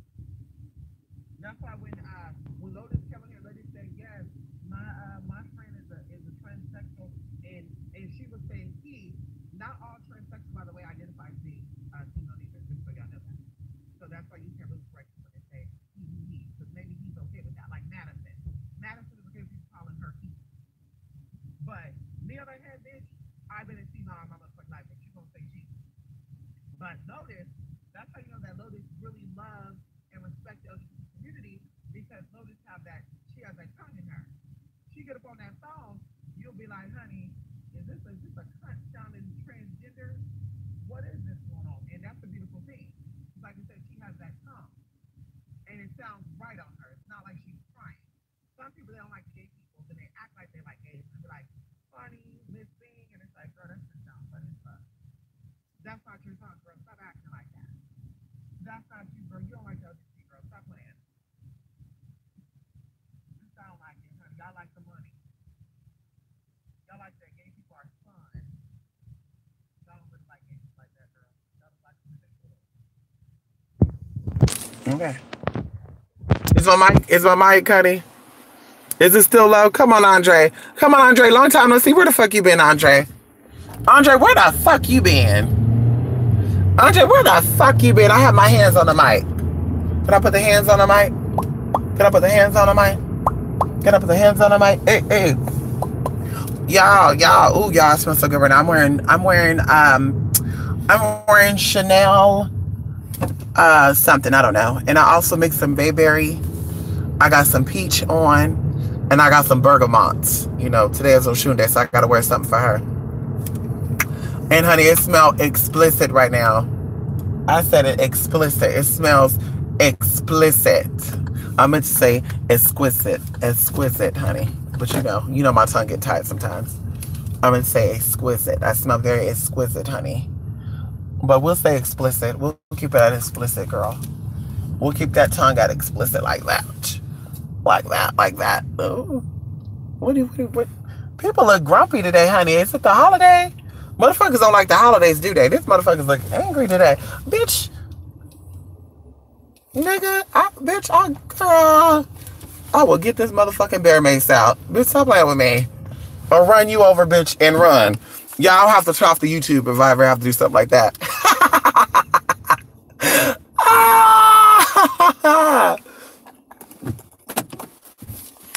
That's why these men keep shut up around you. Come on, Oshun. Yes, honey, because mama love it. It's Storming and Lightning. Ooh, not here. It's very clear. It's very clear. What you trying to do with that peach? You know, peach is a very inviting smell. Mixing peach with like jasmine. Ooh. Mixing peach with like vanilla. Ooh. So peach is very inviting, and of course it's very juicy. But I mix peach with the bergamot and the other stuff because of course these are different notes. And you know, when you put these notes on, you know what you're trying to get. You know, well, I don't know about y'all, but I adorn my body with oils, and I have my intention when I put it on. Tomorrow I'm wearing a lot of protection oil because we know that a lot of energetic leeches are going to be there. So some people may want to step back tomorrow, and I'm okay with that. Step the fuck back, bruh. You got to step back. You know, I don't want people hugging and touching on me, bitch. I don't need that tea. Only my mama and my auntie. We grew up, y'all. My mama had not many friends, but my mama had 3 good friends growing up. And one of them, my mom has been friends with her since she was in high school. My mom is 13 years older than her, so we call her auntie. But it's so crazy because they've been friends all these years, y'all. Like, it's crazy. They've been friends even when because she just had a baby. I think I told y'all that. I had a dream about fishes and stuff. I think I told y'all a video about that. I had a dream about a fish, and it was a weird looking fish, y'all. And I'm like, I'm gonna put it on Facebook or not, because I think around that time my sister was trying to get pregnant. And then I was like, she better not be pregnant. And then I said, I'm put on Facebook, and I said, yeah, I had a dream about a fish last night, and it's gonna be a boy, and it's gonna be this and that, and I feel like Halloween is gonna be, I kid y'all not. And maybe I'll do a video with her so she could clarify this stuff. I said, it's around Halloween time that this baby's going to be born. Is anybody going to come out? Nobody commented, right? I got a Facebook message from my auntie, y'all, literally 2 days later, and say, I'm 5 months pregnant right now, but I'm having a very stressful pregnancy. And I told her, I said, everything's going to be okay. Everything's going to be okay. He's going to be healthy. And she's like, and I'm like, yeah, he's going to be healthy. And she's like, I didn't want to know the gender. I said, well, it's going to be a boy. And y'all, to this day, I seen him today. He's healthy. He's 14 months now. The only time that he got sick is an ear infection. Of course, that's normal. He's almost 2, but he's beautiful. And like I said, his birthday is near Halloween. So even today, she was like, what are you feeling? What are you saying? What are you, I know, what are you, and I'm just like, yeah, I'm like, yeah, we'll save that for when we're having the family gathering, when it's just us.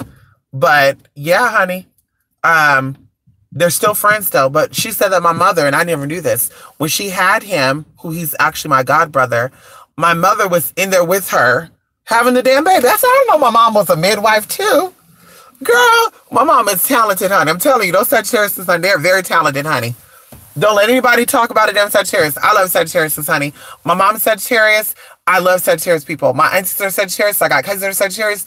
I love. And maybe it's because I'm a Gemini and we are the exact opposite of each other. So we create that balance. I don't know. But my mom, she's really like everything, y'all. She gave birth. I'm like, I never fucking knew that. She cut the umbilical cord. She held my auntie's legs back so she could push that baby out. She's like, come on. The doctor was just like, push that damn baby. My mom was like, breathe. 1, 2, 1, 2. Girl.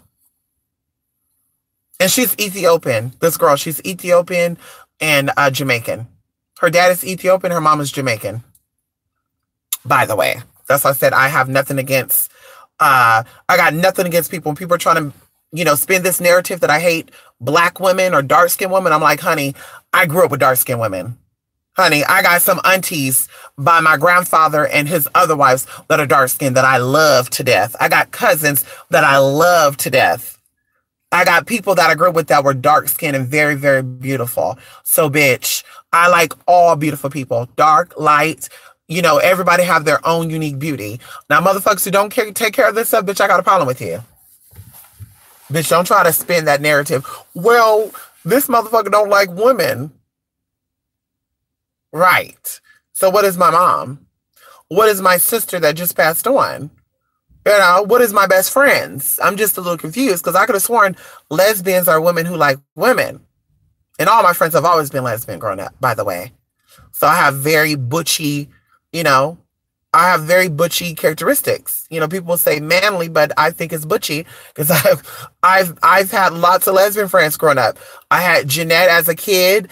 I had Marissa as a kid. I had Clarissa as a kid. I had the girl named Brian as a kid, a girl named Stacy, Jody.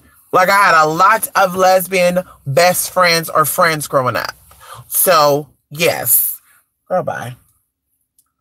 I love women, honey. I like women that are women. I like women that respect themselves and stand in their truth. Not weak ass little girls that act like they're women. Hello. Anyway, let me go.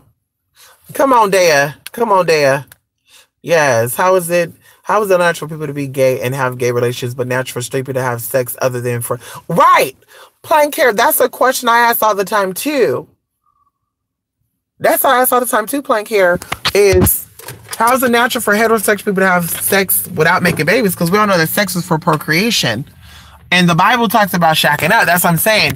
They want to use what is used. Well, maybe gays are not accepted because they can't procreate.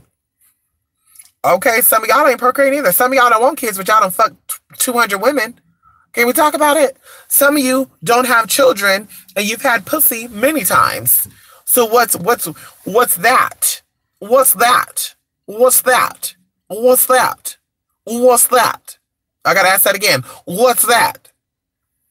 Bitch, get on my damn nerve.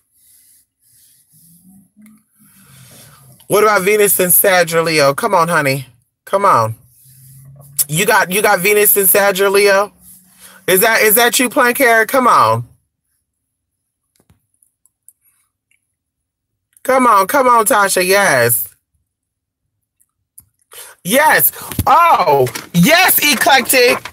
And I'm like, I was sitting there thinking, eclectic, did we do like a little YouTube, or did we do like a Skype thing several times? That's how I'm like, what the fuck are these people talking about? But that's what people do. Two things people like to pull: the race card and the gender card. And if they cannot pull that, they'll pull the sexuality card. People call people gay and they're not even gay. Faggot. And it's like, bitch, how you know you're gay? I just said it. Racist. Oh, you don't like black people? Why? Because he don't like you? He don't got a problem with black people. Well, maybe he just like you because you don't act like a black person. What the fuck a black person act like then, honey? And that's the gag right there, too, when people say that shit.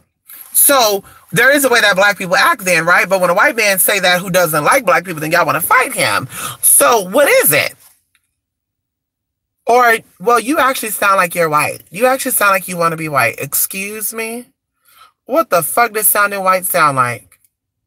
I would love to know that. Because I kind of know what you're saying. I kind of know that. I kind of hear it. If you spoke broken English, they say you sound like a nigga. Y'all mean, not saying what I do. Y'all mean, yada I say, yada I be, yada I do. Yeah, yada. That's the main thing. Like, girl. And if I say cookies, water, pizza, I love, then it's, oh, bitch, you're too proper for me. Oh, so proper's white. And this comes from black people. So talking proper is white, and speaking or talking ghetto is black. So you just said that, brother. And when a white man say that, you offended by it? But that's what you just said to me. Hypocrite, honey. Shit. Yes, there you go. You said it, eclectic. JC funny. You're Venus and Leo. Oh, you trying to run the world, ain't you? You trying to run the world, Plank here. Venus and Leo people are very nurturing people, though. They're very good with their hands. They're very much the healing type. They're dominant in that love arena. Yes. Yes. Come on, E-Tex, honey. You have a lot of fun then, honey. And E-Tex, that's probably why you travel a lot. Sagittarius like to move. They like to be on the move. They love it. I gotta go. Honey, Sagittarius will ride a bike 20 miles if they had to. A Sagittarius, honey, girl, bye. They will be walking if they have to too. Girl. They cannot sit still. Where do I get my oils that I mix? Oh, I can't give that out because I make oils too. So I use some of these oils in my oils. He's like, I can't share that, girl. He's like, I gotta keep that to myself. Yes, my mother gets around. Come on, Tasha. Did I get your email? No. Send me another email. Listen, my mom do get around. And my mom is everything, Tasha. She's a teacher. She's a mother. She's a grandmother. She's an auntie. She's a midwife. She's a housekeeper. She's a chef. My mom could throw it down. She learned how to cook from my grandmother. That's what I think too. When people say white people can't cook, my mother learned how to cook from my motherfucking grandmother. And my mother can cook good, and my grandmother can cook good too. Now, I did meet some white folks and black folks though that can't cook. No tea, no shade. I met a lot of black folks that can't cook either. So I don't know where y'all think that all black people can cook and all white people can't cook. Because I think that's a fucking stupid ass stereotype too. This is not true. My grandmother could put her foot down on some food. Trust me. My grandmother had everybody at her house every weekend. Every weekend from 1991, everybody went to my grandmother's house and she cooked food for everybody. She made food for everybody. All the meat she could think of, all the dumplings, all the hot water cornbread, all of the collard greens, mustard greens. She wouldn't cook no damn chitterlings. My grandma did not believe in that shit. Pig feet neither. She was not a fan of that shit either, bitch. But pies and cakes. My grandmother taught my mom how to make the best sweet potato pie, the best pecan pie, because she learned from her mother. You know, back in that day, you were a homemaker, honey. I think my grandmother's mother was a homemaker, so she knew how to cook good. Yes, and I actually share the same birthday as my great grandmother, and I actually feel I think I told y'all connected to her like majorly. Like my grandmother will always say, and she was also born in Venus. I didn't know that Florida had a place called Venus Beach. I think not Venice, like Venus plant, like bitch. You know what I'm saying? Venus, Venus. Y'all crazy. I want to say Venus Beach or Venus something. I don't know, it's Venus something. But my grandmother would always say, "You remind me of my mom. You remind me of my mama." I kid y'all not. And then when I dyed my hair, my grandma would say, "Why you change your hair all those colors?" She got something to say about it. Girl, I had all hair colors. Y'all. I had green, blue, yellow, orange, rainbow. I had all hair colors. Oh my God, my grandma got irked by that. She got irked. She would say, "Next time I will see what color your hair gonna be." And I'm like, "It's gonna be brown still." No, it wasn't, bitch. It was like a burgundy. And then I had like red. My natural hair is reddish brown. So then I got an actual auburn color to enhance my natural hair. And she said, "Oh my God." And then one time I think she said, "Is your hair purple?" And I said, "No." And she said, "You lie." And I said, "No." She said, "It's purple." I said, "No, it's not, Nana." She said, "It's purple." I said, "Nana, it's not purple." She said, "It's purple." And I'm like, "Okay, Nana." Because she'll, girl. My grandma, she was short, but she definitely, girl, she would have mollywhopped somebody. Trust me. Trust me, honey. My uncles were scared of my grandma. Like I had one uncle that wasn't until my grandma beat his ass and called police. I think my uncle was probably this is probably like oh God. I was probably like maybe 10 or 11. My uncle came over and he liked a beer. There's a special beer my uncle liked. And my grandma was like, "I don't got no beer in this for you." And he said, "Are you sure, mama?" She said, "I don't got no beer in this for you." So he left. He got back. He said, "Mama, you got a beer for me?" She said, "I don't got no beer for you." I guess he something else went on. There was other stuff I could put out there. He felt froggish and I think he pushed my grandmother. Honey, when he pushed her, I remember that. She told her, she said, "Y'all need to step out." And he said, "Yeah, and what?" She said, "Y'all need to step out." And then my uncle, he going crazy. And he's like, he going off. We stepped out, honey. My uncle come out, and his face was fucked up, y'all. "Oh, you said, what's going on there?" She said, "I am an elderly woman. This is my son." She gave him his date of birth, social security, and everything. I don't know how my grandma remember all that. My grandma had 9 kids. I don't know how she remember all that shit. And she said, "He came to my house, officer, and blah, blah, blah, blah, blah, blah, blah, and he pushed me. So I knocked the whole shit out of him, out of self-defense. If you gonna take me to jail right now, officer, I'm ready to go." And she's telling the person, blah, blah, blah, blah, blah, blah, blah, blah. She going in because she always has a little coin purse. My grandma has a little cigarette pouch that had coins in it. So she put coins in it and her cigarettes in it. Y'all know the little two knot thing? She used to have that. She would keep right in her bra. So I know she was ready, honey. And he was like, "We're not going to arrest you today," because, we were like, "Yeah, let's go." And he was like, "We're not going to arrest you today because that was self-defense. And we're going to arrest this motherfucker." So she said, "Thank you, officer. He needs to learn a lesson." But of course, like all mothers who love their kids, when my uncle went to jail, she was like, "Oh, I want to go see him. Oh, I want to get him out. Oh, I gotta see him. Oh," and we all have to talk her out of it, y'all. Because I have older cousins that are like 40 something years old and stuff now. So we have to all talk her like, "No, Nana, no, no, no." And she's like, "I just said that's my son, and I know he makes mistakes." And, and that's that Virgo energy. That's that Virgo energy. Very, very much like honey. Yeah, my grandma was like,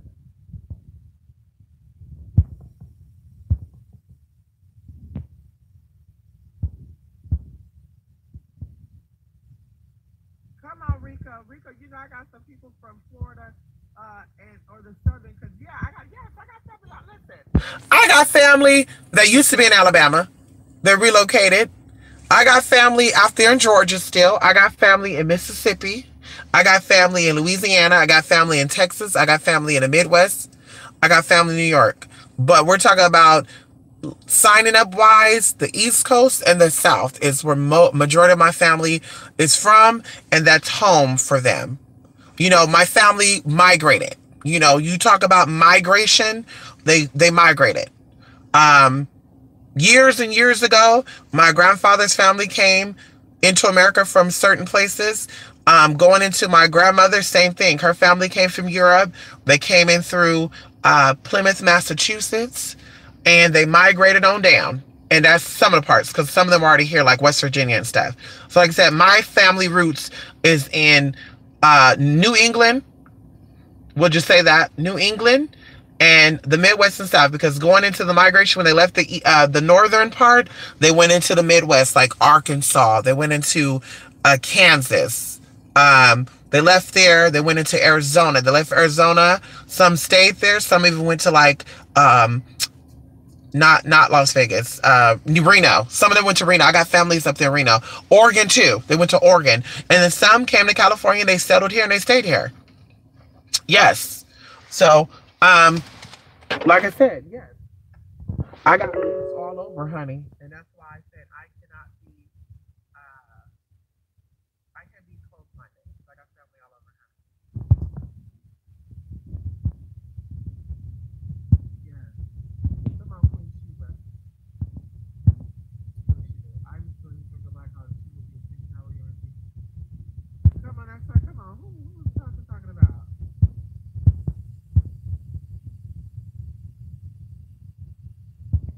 That's right. That's right.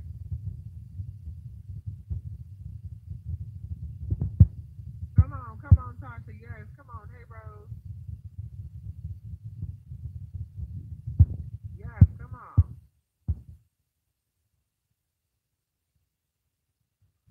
Oh, Rico, that is so sad. A 9-year-old black girl was killed. She killed herself for being bullied for talking white. And I was bullied. People say I talk white. I talk way more proper than I do now. Back then, I had a cousin from the area that was all like, "You need to stop talking that way because they're gonna try to fight you, and you being this and that, they're gonna really try to fight you. You need to." So I actually spent my time, y'all, believe it or not, researching slang and how to talk and how to develop a certain accent of talking. I kid y'all not. And then my mom was like, "What the fuck is going on with you?" And they're like, "Yeah, something is going on with you." I'm like, "No, nothing's going on with me." But that's what it was. And I would purposely hang out with people from the Bay, like Oakland, because I got family there, Seminary, the 90s, honey, the trees, as they say. And I purposefully hung with them so that I can, pick up okay, that's how they talking. Okay, let me talk like that too. Now, of course, I didn't pick up the mannerisms, honey, because we weren't going to be walking around doing this and shit. Yeah, yeah, yeah. We weren't going to be doing all that. But, like I said, I kind of got influenced, but I kept my personality still. I don't drink, I don't smoke, I don't do none of that shit, honey. Mm-hmm. Yes. Come on.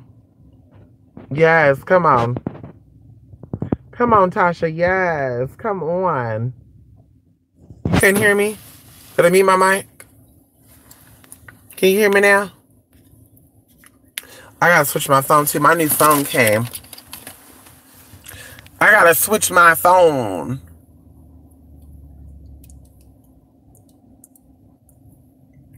Oh, they call you mom? Come on, Queen Sheba. That's right. My children are well-spoken, extensive vocabulary under the tutelage of their mom. Come on, honey. They got an expansive vernacular. Their dialect, in the word of Cookie Tookie, their dialect is they have a dialect, honey. Their dialect as well.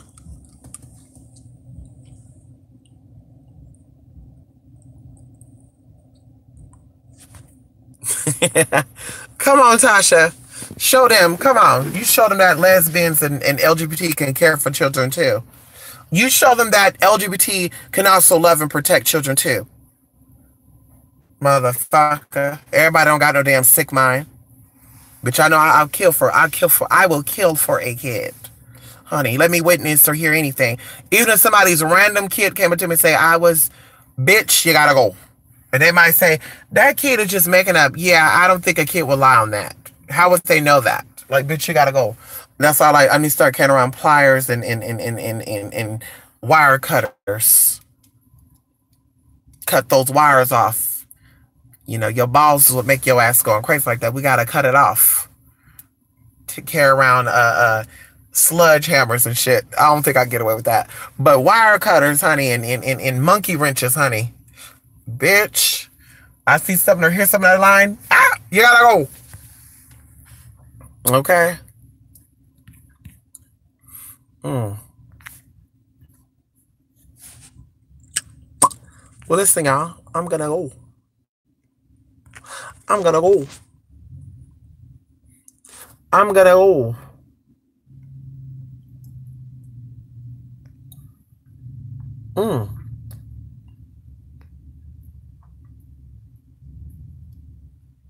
That's right. Let's do it. Yeah, let's talk about that after the country class. Anyway, y'all. I'm gonna go. Can I go?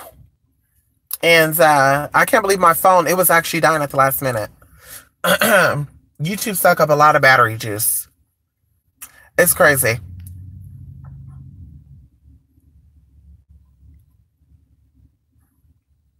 You raised by your uncle and his boo. First we've at 12.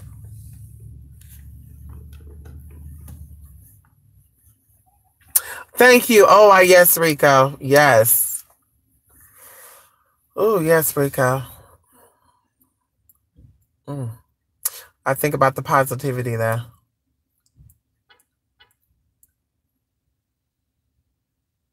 I think the hardest thing that you think about is as long as you live, you won't see them. You know, like they won't be there. You can't pick up the phone and reach out to them. You can't say, girl, let me come over here. Let me smell you. And even your experiences, I think also memory is what ties us to people. And our memories won't be the same. And I think that's what makes people also emotional about losing their loved ones. Because it's not that they're leaving. But it's, you know, it's like, oh my God. You'll never see them like that anymore. And even when I'm old, she will still be my little sister. And she will still look like how I've seen her today. And that's what's crazy to me. That's what's like mind fucking. Or should I say mind blowing? But I'll get through it. Yes. Come on, Queen. Come on, Queen Sheba. You a shady fish? I heard the hell out of that. You old shady fish. You better be careful how you call people fish stuff. We don't want a video on that, Queen Sheba. They're going to say, and the bitch is calling us a fish.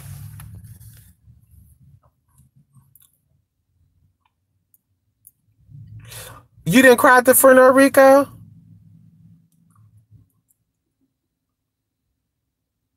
Thank you. That's right, Tasha. Things are going to be very different, though. Very, very different. Of course, my concern is my mother. She ain't never going to be the same. You know, when I witnessed my aunties and I witnessed my relatives lose their children, they were not the same.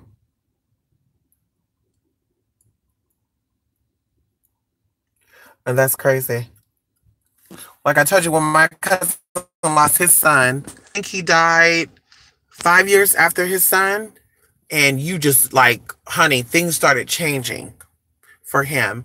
Like he took it hard. And even his energy was like, oh shit, this is changing his energy. With my mom, she is a strong person. But of course, losing a child is different from losing a parent and losing a cousin or losing an auntie or losing a father. Losing a child is like you lost yourself. So like I said, she's my main concern. She's the one, like I want to call her right now. She's the one that I think about. Um, because of course, like I said, she's gonna take it the hardest. Nobody understand. My sister got older. She moved out, but my mother and her was always together. Like my mother, she would move back in. Mom, oh God, it was crazy. Then my mom stayed with her for a little bit, and it's like they were taking turns, or they both had their own place that they would go spend the night at each other's house. I think, in fact, I think my sister, because I almost was like, girl, let me rent your house. And she was never at home. She was always at my mom's house. And she would say, I don't know how to raise kids, Mama. I don't have kids. And my mom was like, this is how we're going to do this. So like I said, she's definitely going to need support and love. But she's strong. She's Sagittarius. Yes, that's true. Yes, eclectic. Yes, they do feel that. Yes. Yeah.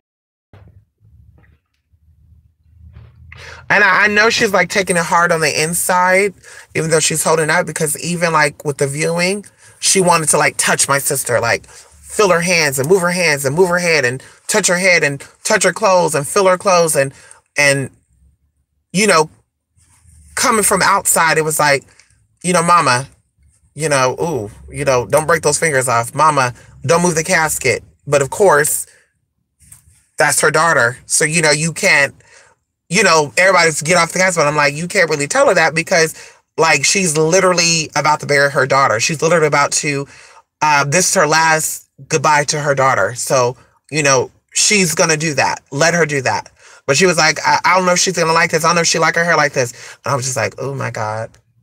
And then even my nephews, like they're doing good. Believe it or not, my oldest nephew didn't want to come to the viewing, and he doesn't want to come to the funeral tomorrow. Like flat out.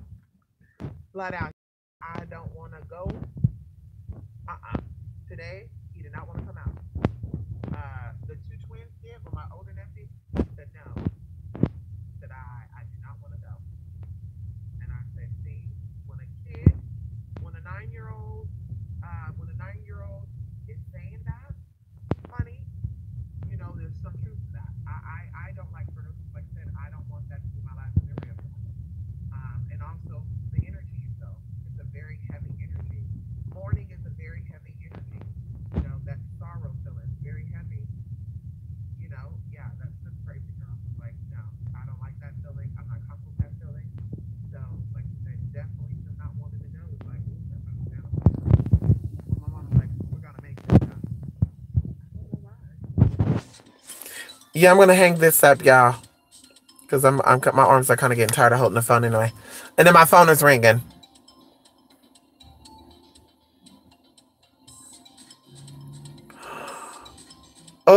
That's Sadie Peg. Oh, that is so sad. There you go. And she was at peace. Come on, Rico. Come on.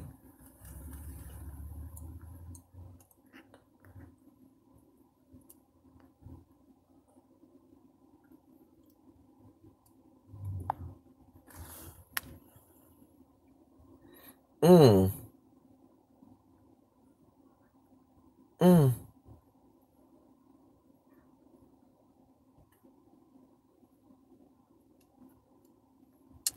Come on, Queen Sheba. Yes. Mm. Come on. Okay, come on, Tasha. Yes. Honestly, I don't think it'll be wrong. Honestly, when we were kids, my mom didn't make us go to funerals. I didn't want to go to no damn funeral. I had never been to a funeral. Every time there's a funeral, I want to go to school. And I really didn't like going to school because I was bullied and shit. I was bullied in school. So I really didn't want to go to school. But I'd rather go to school than the funeral because I'm like, fuck that. I don't want that to be my last time seeing them. And then even the funeral I was going to go through to, which was 5 years ago, people are like, girl, like he looked weird. And I'm just like, ooh. But my sister, shockingly enough, she looked like she's herself. She looked like she was sleeping. Like she looked. My sister, she loved like, my sister was a character, y'all. I'm telling you. My sister was a character. And she would scratch her eye, like right here in the corner, but she would never take off her glasses. She would always go above or underneath, y'all. And we'd be like, girl, take off those glasses. And she's like, that was her thing. Like, but like I said, with her laying down, it looks like her. And I remember even as we got older and my sister had spent the night at my house, I spent the night at her house, I've seen my sister sleep and I just looked at her like, wow. Wow. So she looked like she was sleeping. She looked very peaceful. Now, there is a saying that when the deceased die, their face looks a certain way for a reason. And believe it or not, y'all, when she died, she had a smile on her face. She was happy. But I had a cousin, and I hope she never finds this video, but if she do, I don't give a fuck, because I say what I mean what I say. I had a cousin who actually could have seen my sister while she was there, because my sister was there alone for 3 days by herself. 3 days. Nobody was there with her. She was there by herself. But she didn't come up. But after my sister passed on, you guys, this relative of mine acted like she was so connected to my sister. And I'm sitting there thinking to myself, like, bitch. So when I saw my sister's face today, I said she was not happy with this person.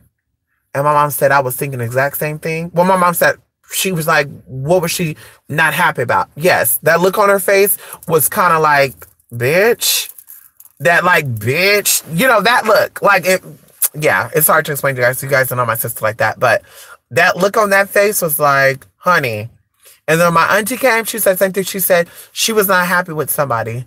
Somebody made her unhappy.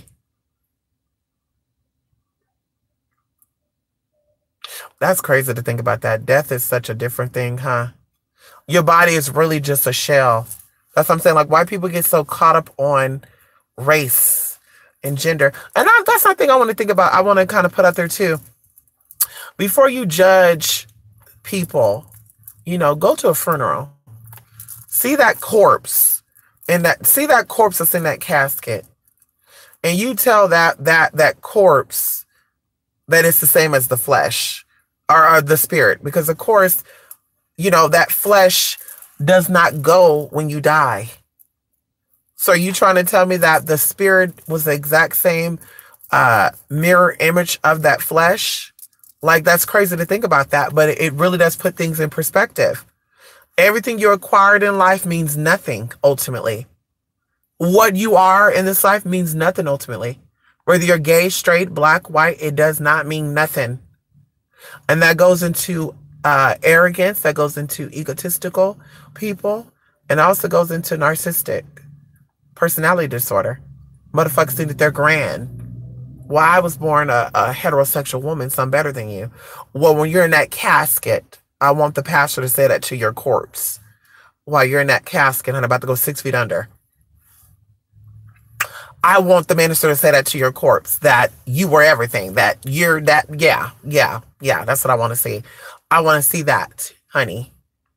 Yeah, I would love to see that. I would love to, I would love that. I would love that, honey. Yes, your spirit is all that counts. Yes. Hmm. Thank you, Eclectic. Thank you so much.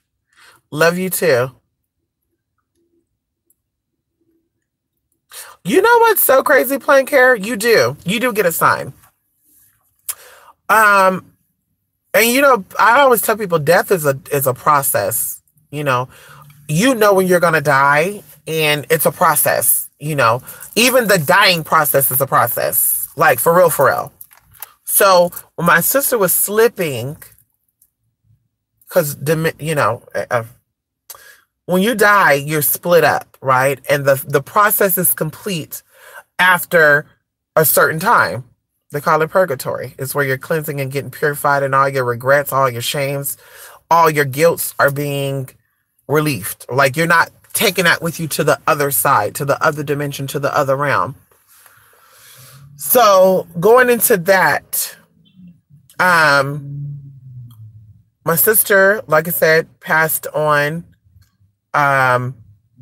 It was a Saturday early morning, and Wednesday, things just didn't feel right. Wednesday. And I got to go back. I got to go look to see if I even did a YouTube video with you guys on that Wednesday, because things were not feeling right to me.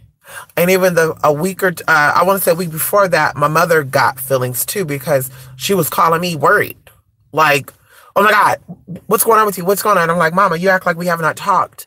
And she said, I haven't heard from you. And I'm like, Mama, we just talked the other day. And she said, yeah, are you okay though? And I'm like, why is my mother so concerned about me? And I'm like, yeah, girl, I'm good. I'm good. And then I was thinking about it, like, that's when it hit me on Wednesday. Like, there's a reason why she asked me last week. And then I'm like, I wonder.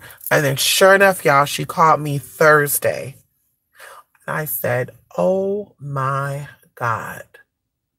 That's why. And me and my mom, we got into it, y'all, because I didn't know. They didn't tell me anything. My sister was there from, I want to say the 23rd. No, Thanksgiving, they were there. My sister was in that hospital since the day after Thanksgiving. And no one called me. No one texted me. No one hit me up. No one did anything. So I felt out of the loop. And then, like I said, when I was hit up, it was too late for me. Because even when I got the news on Thursday, I went into my stuff, and I said, this is going to go both ways. I know this is going to go both ways. So I prepared myself for either way. And then, of course, like I said, when Saturday came, I thought it's too late. I'm like, oh my God, it's too late. And I'm just like, oh my God. But me and my mom, we got into it because I said, you guys should have. And she said, but it was your sister's wishes not to tell nobody. And then, of course, I kind of got into it with my sister, cussing her out because they there. Cussing her out, reading her down, telling her off, like, girl, you could have came to me, girl. And I know when it's your time, but that would at least have gave me.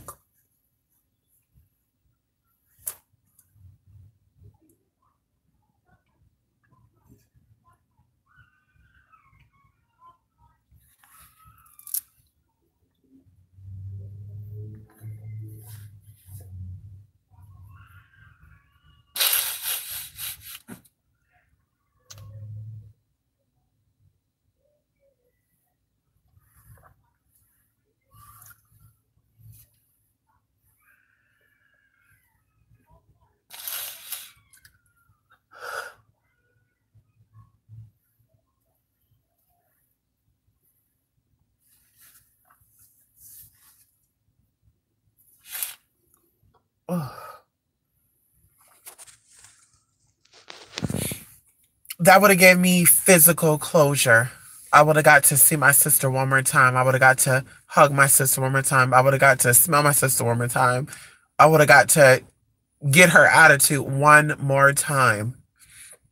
But I did not have that opportunity. And I know that may be a little selfish of me, but I feel that way, that I did not have that opportunity. And everyone else like, yeah, I seen her before she went, and you know, before they went on the trip, I saw her, she spent time with me, and I'm like, damn, like I did not have that thing. Even a week before my sister went, she hit me up on Facebook, and my mom would always say, it's hard for us to get a hold of you, and I'm like, no, it's not. And she's like, it is hard to get a hold of you. I call you, I text you, I don't get a response. And I'm like, no, that's not true. And that's one of the fights that me and my mom got into, because I do work. I do work a lot. I'm a very busy person, but I make time for those who deserve my time. And like I said, I just felt that that opportunity was stolen from me. I felt like the opportunity was not given to me. And like I said, spiritual, you know, I know the process. My sister's always there spiritually, but it's not the same as feeling that person in the flesh. When I go into the spirit world as well, that will definitely be okay, because we'll both be of the same material and that energy will be there. While I'm in the body, I'm limited. And like I said, that's what the hardest part is. So that was my sister's wishes, to not tell nobody. And that's how, like I said, I know she was prepared for her time. Because even my auntie said before they left, she was concerned about my sister, and my sister still wanted to go. And they were fighting. Even my mom was like, no, you need to stay here. But I know my sister was like, no, like, I don't want to be here. I don't want to be accessible to my kids. I want to go. You know, I want to go. And my sister actually loved Vegas. That was my sister's favorite place, was Vegas. So she actually breathed. She actually took her last breath in the place that she loved. She loved Vegas. And you know, like I said, if I had it my way, I would have had another way. But I mean, that's not, you know what I mean? That's a little selfish of me, I guess, to feel that way. You know, because I didn't get that chance. And like I said, she messaged me on Facebook a week before, and I did not see that message. And I thought to myself, why didn't you freaking call me, girl? You know, of course, after the fact, I'm like, why didn't you not call me, girl? Why didn't you hit me up on Facebook? Why didn't you blow up my phone? Why didn't you text my phone? I didn't get no text from her. The last text I got from her was a month prior to that. And it's like, why did you not hit me up via the phone? Facebook, we talk a lot, because she also worked a lot. My sister worked 12-hour shifts, sometimes 16-hour shifts. My sister was a nurse. She did a lot of, you know, care for people, behavioral, they say behavioral issues with children, but she did that. She worked with autistic children, and she also worked with the elder. She had patients who had dementia. And like I said, my sister was very just a people person. But like I said, she should have reached out to me. And that's my biggest thing. She should have called. And I think of K. Michelle's song, maybe I should have called. Yes, that's a lover song, but still, she should have called. And that's just what it was. So even if Wednesday, if I would have called, there would not be no answer, because she did not want nobody to know. So I guess I have to respect the wishes of her. I don't know. I guess I have to. I'm not okay with that, but I guess I have to respect her wishes, that she did not want people to know. And it is what it is. Like I said, you know, I know she got her own stuff she got to deal with right now. And I don't want to add on to that. I know I did the first day. Honey, I ran her down, and her candle was going crazy. It burned down quickly. That candle burned down in 2 days. Honey, that energy was crazy. But that's my sister. I love her, and she will always be my sister. Always. And I know she'll always be here for me. So I guess it's comforting. Comforting, honey.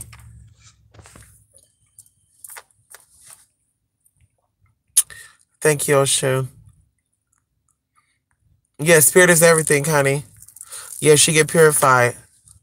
It's Jolt. You only live twice. Come on. Thank you. Yes. Thank you, Plank Care. I love y'all too. Yes. Yes. Yes, it is. I did. I know he collected. And you know, even when I saw her body, I'm like, this is the last time that I'm seeing my sister in a box. The last time I'm physically getting my sister in a freaking box. Like I said, I'm just going to miss my sister physically. I'm going to miss her. Everybody that I encounter, I connect to them on a different level. And each of them I love differently for different things. And even though I have spiritual sisters and I have people that I'm close to, just as close as I was with my sister, and some of them even closer, that, like I said, that still feels different. And it's never going to be replaced. It's never going to be replaced.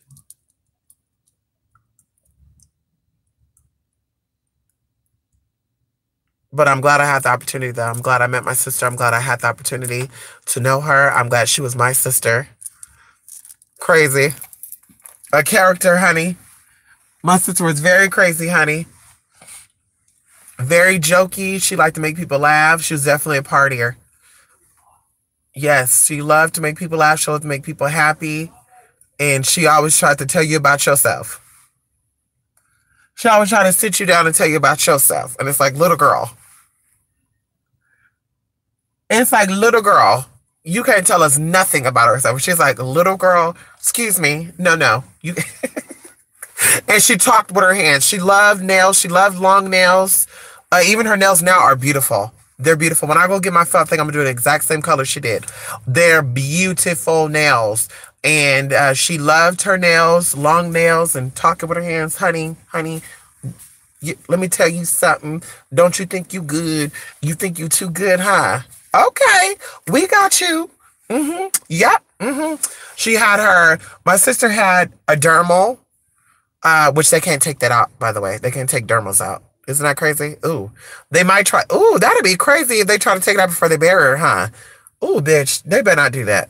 She had a dermal. She had her Cupid's arrow pierced. She had her nose pierced. She had her lip pierced. My sister had her eyebrow pierced. She had tattoos all over her body. Like, she loved expressing herself through body art. Look at this. I heard that. Look at this. Look at this bitch. Yes, she was a very independent person. Yes. Thank you, Rico.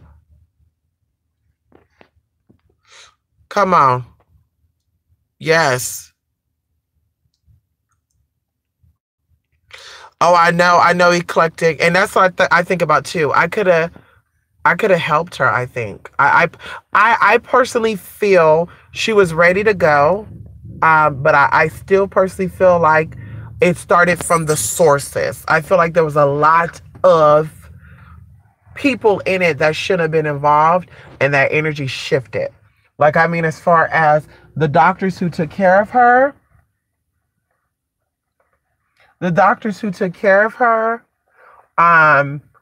you know, the doctor who did her surgery, I think there was a lot of neglect, medical malpractice.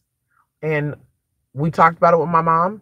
Of course, I'm going to give her time when the dust settles. But, honey, medical malpractice, bitch. We going after. I think they said the doctor who did her surgery is not in practice anymore, neither. Of course he's not.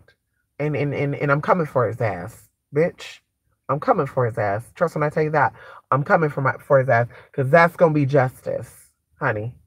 That's going to be justice. Because you know what you did. You know you did a little too much. And it is what it is. You're an expert at this. You should have known what you were doing. Regardless of people offering or saying, well, this, I want to do this. No, bitch, you're the expert.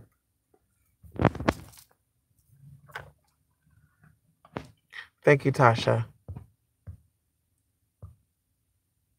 Yes, they act like your mama. Yes, they're very bossy. Yes, honey, she's very bossy. She was very bossy.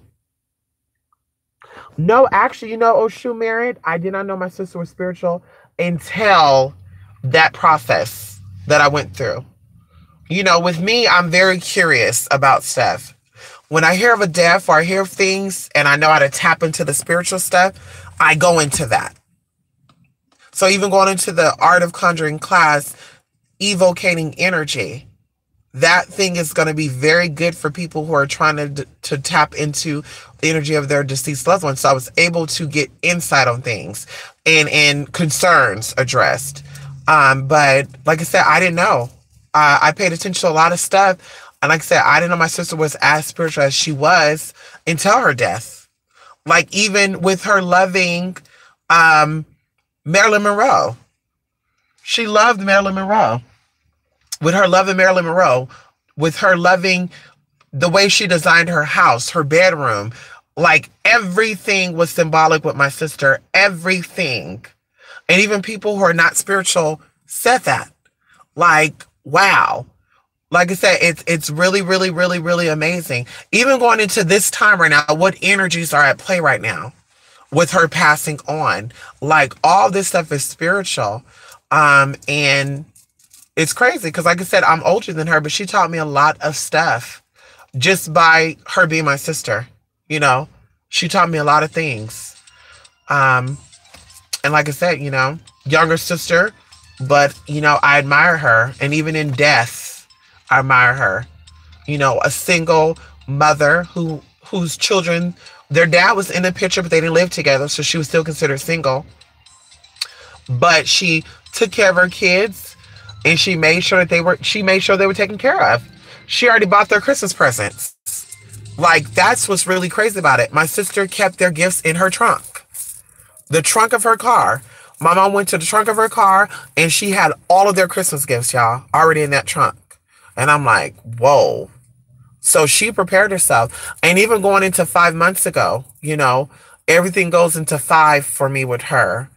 And even the numbers that surrounded with her, it goes into 5. That's why I want to get her birthday so I can do a natal chart. But 5 months ago, she did something. And what she did was 5 months ago, have an insurance policy taken out. And of course we haven't asked, but I'm like, that's just so crazy that she knew. She knew. And I told you guys for my birthday, you know, my sister reached out to me and was like, hey, you know, I want to do this for you. I want to do this for you. And I was just like, whoa. Like you would think that she was my older sister. But that also was letting me know, okay, this is the year. And for me, the third time is a strike. She was in the hospital 3 times this year. I told you guys she had her surgery 2012, I believe. And 2013, 2014, things started getting shaky for her. And 2015, one of my cousins was diagnosed with leukemia. So she was getting affected by that. And it was going downhill. But of course, 2015 is when we did our stuff. And, you know, I was like, I know this ain't going to be permanent. You know, I think that you have a restoration period, you know, just like my grandmother did. My grandmother went to the hospital. She almost went out. She came back and she was able to mend her issues with people. And then she slowly started declining until she finally gave up. Her heart finally stopped. So going into that, like I said, I think that you have a period to get things right with people. And for my sister, September was actually something big too, which people do not know. I did not speak about it. September, something came up and we did once again a big ritual and everything looked up. And I said, one more time, then there's going to be a problem. And then even my sister, her appetite was so huge, y'all. Like September, when that was done, September, her appetite came back. She was craving certain foods. And I was like, girl, you need to slow down. And people are like, yeah, she's acting so this and that. And I'm like, honey, yeah, something is different. And then now leading up to this,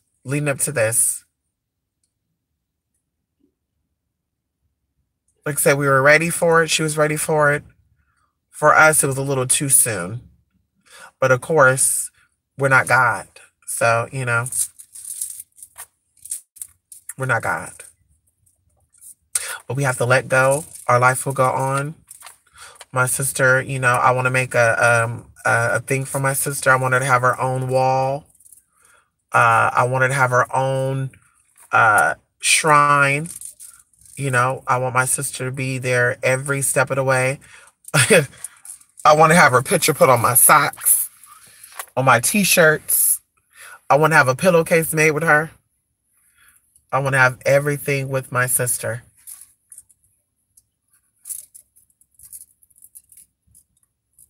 And forever doesn't last always, honey. It'll go by quickly, honey. I know that sounds crazy, but I really hope it'll go by quickly. So I can hope to see my sister again, honey. Thank you, Rico. Yes. Yes, she had their gifts. Yes, Tasha. Yes. Yes, she had their gifts. Yes. Yep. Yep. Yep. Do you think there is litigation that could be pursued because of false? Yes, there is. Yep. Yes. She got a German in her eye too, Andre. She got one right here. I want to get one for her too, but I don't think I want mine here. I think I want mine on my forehead. I used to put the bindi there all the time. People used to call me crazy. Imagine that. I was like hippie-ish. I was like bohemian growing up, y'all. Like different colored hair. Girl, just crazy. Like the bindi here. I would have different colored nails. I dressed how I want to dress, bitch. I used to have lingerie on outside of my clothes. People would be like, what the fuck? What the fuck? Like, people thought I was fucking crazy. They're like, bitch, you're weird. I'm telling y'all, they thought I was fucking weird. I'm like, honey, no. I'm just expressing myself the way I want to express myself. Nowadays, you see the trends. I'm like, bitch, when I was doing that back then, honey, I was weird. Now it's okay to do that. Wearing orange and red socks together, wearing one shoe and another shoe. I always did that. I always wore two different shoes. I remember one time they actually kicked me out of my school because I had two different shoes on. And they called my mom. My mom said, what? Yeah, they kicked me out of fucking school. I could take out of elementary school too, bitch. I was in 6th fucking grade. Yes, they Mr. Haki Saka. Kawasaki. Mr. Hawisaki. That was his name. He was a Japanese principal, bitch. He kicked me out. He said, you don't got no matching shoes at home? I said, I do, but I feel like we're a mismatch. So he sent me home for a distraction. Then we had pajama day. And it's like, okay, girl. Then now you like say you see people like silly hair, you know, purple shit. People putting, yeah, crazy. Even your tongue piercing back then was crazy. I had my tongue pierced when I was 14 years old. Believe it or not. I was dating an 18-year-old girl at the time. I was 14, she was 18. I had my first stuff on at 14 too, because she was older. So I was like, Mama, please. And I think my mom co-signed for it too to get a phone. She did. My mom co-signed for her too because she had no credit.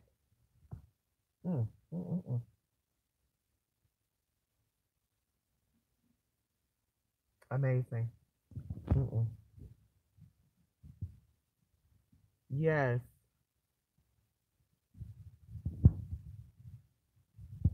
Yes, honey. Yes, she did, Ocean. Yes. Yes, honey. Listen, y'all. You won't let me scroll down anymore. Yes, honey. Well, I'm gonna make another altar. I'm gonna make another altar for her because she's not an ancestor. She's a sister. The ancestors are preserved for like the people that paved the way for me. Siblings. I mean, y'all have the same lineage line, but she's not an ancestor. Yes, memories, honey. I always remember them. But the good thing is, when I have kids, I have stories to tell. I have stories to tell about my sister. When their kids get older, I have stories to tell them. Because of course they're gonna ask. I have relatives. I got cousins that I never met. They died before I was born, or they died when I was young. And I'd ask my mom millions of questions about it. My mom would be like, that was my best cousin. I'm like, tell me about them. You know, so they're going to ask. And of course, I'm going to tell them. because my experience with my sister was very different from my other siblings. You know, they were her brothers. I was her sister. You know, and even when people would be like, he, you know, when I first started transitioning, he, she'd be like, actually, that's my sister. And I think even like, oh my God, y'all, she got into it with my auntie. Oh my God, y'all, she got into it with my auntie. This was like 2013 or 14. And my auntie was like, yes, oh, he looking good, right? And I didn't know she was talking about me. And my sister said, who auntie, who looking good, who auntie? And my auntie trying to play it off, right? And I'm over here just look like waiting, like who's she talking about? But obviously she was talking about me. And she said, And she said, actually, correction, this is my sister. This is my sissy sister. So that is a she. So then mine too was like, my bad. So then she correctly said, well, you need to tell your sister, but not blah, blah, blah, blah, blah. Because something happened. I think I told y'all I put it on Facebook. I posted something on Facebook. And she was trying to cut it on me sideways. And then my mom was like, don't let me get involved. And she was good for popping off correcting people, honey. When they think, because, you know, when family know you, they think they could just disrespect you, honey. Like, bitch, okay. Still call me he and I'm going to call you felon. Felon, honey, not Fallon. Felon. You felon ass bitch. Yeah, how many years you served in jail, bitch? Okay, you attempted murderess. How about that? Let me call you that. Okay, bitch. You boosting ass. Bitch, you got caught stealing a pack of soap. You could have came and brought some money for me, bitch, for that fucking soap. You could have went to fucking Dollar Tree, bitch. Get out of here. Girl, that's what I'm start doing, girl. When they be like, you love Barbara Streisand? Come on. Y'all like Barbara Streisand? Come on, Rico. I know that's right. Come on, Belizean. Yes, I'm on my way out the door, Belizean. I gotta go. I can't believe you like Barbara Streisand, Rico. Was she a lesbian? People said she was a lesbian. A lesbian. Was Auntie Barbara a lesbian? They said that Auntie Barbara was a lesbian. I said, I don't know if Auntie Barbara's a lesbian or not. I don't know. She loved the gays, though. Barbara loved the gays, honey. She loved the gays, honey. Barbara loved the gays. She was a, what they call it, a gag hag. Because, you know, the gays be gagging you. I think that's what they mean when they call gay people faggots. I think they mean gaggets. Because, honey, the gays will gag you, bitch. So, we're going to call them gag hags. That's a new term for people that like the gaggers. You like the gaggers, honey. You're definitely a gag hag. Okay. Can we correct that? A gag hag? Okay.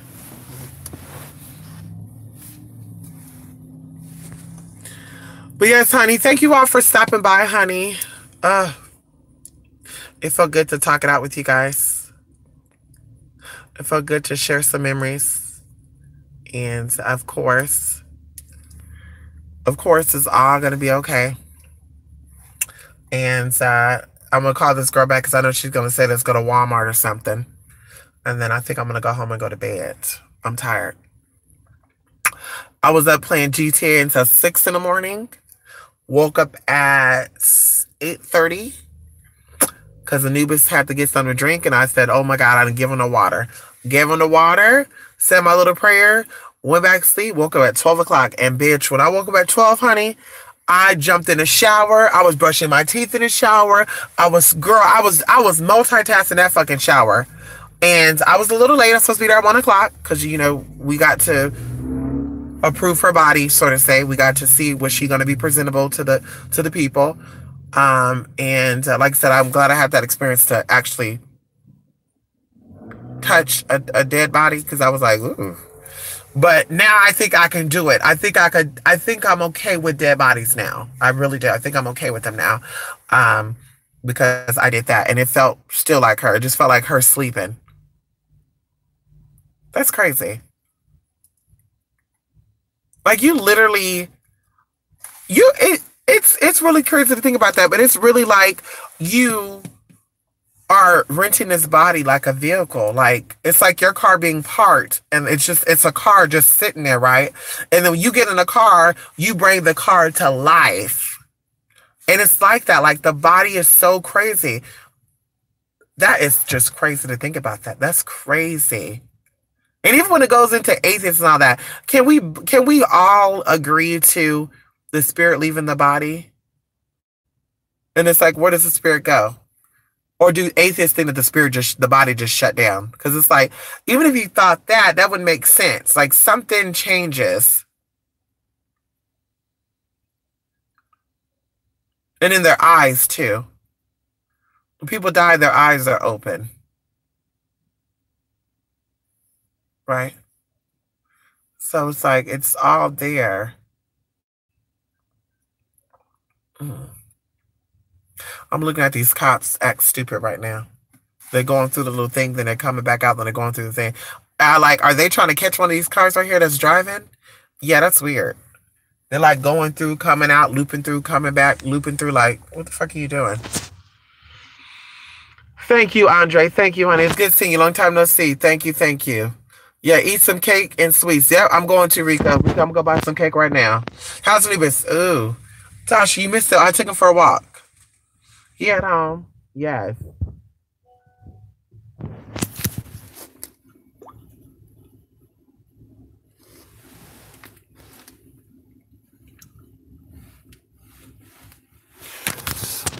Anyway, thank you. I gotta run. Yes, I love you too. Yes, Comedy Collector. Thank you, thank you, thank you, thank you, thank you. Good night. Listen, y'all. Thank you all for stopping by here. Love and light to Spirit at Mr.8@gmail.com. Thank you all for stopping by here, honey. And like I said, I will be doing the announcement for the winner. Sunday or Monday. We'll see. We'll see Sunday or Monday. It'll be Sunday or Monday. We'll come back and we'll do a tea. More than likely, it'll probably be Monday, actually, because Monday I'll be stationary. Yeah, we'll probably do it more than likely Monday. Okay. Anyway. Love and light, everybody. Bye for now. Thank you all for stopping by here.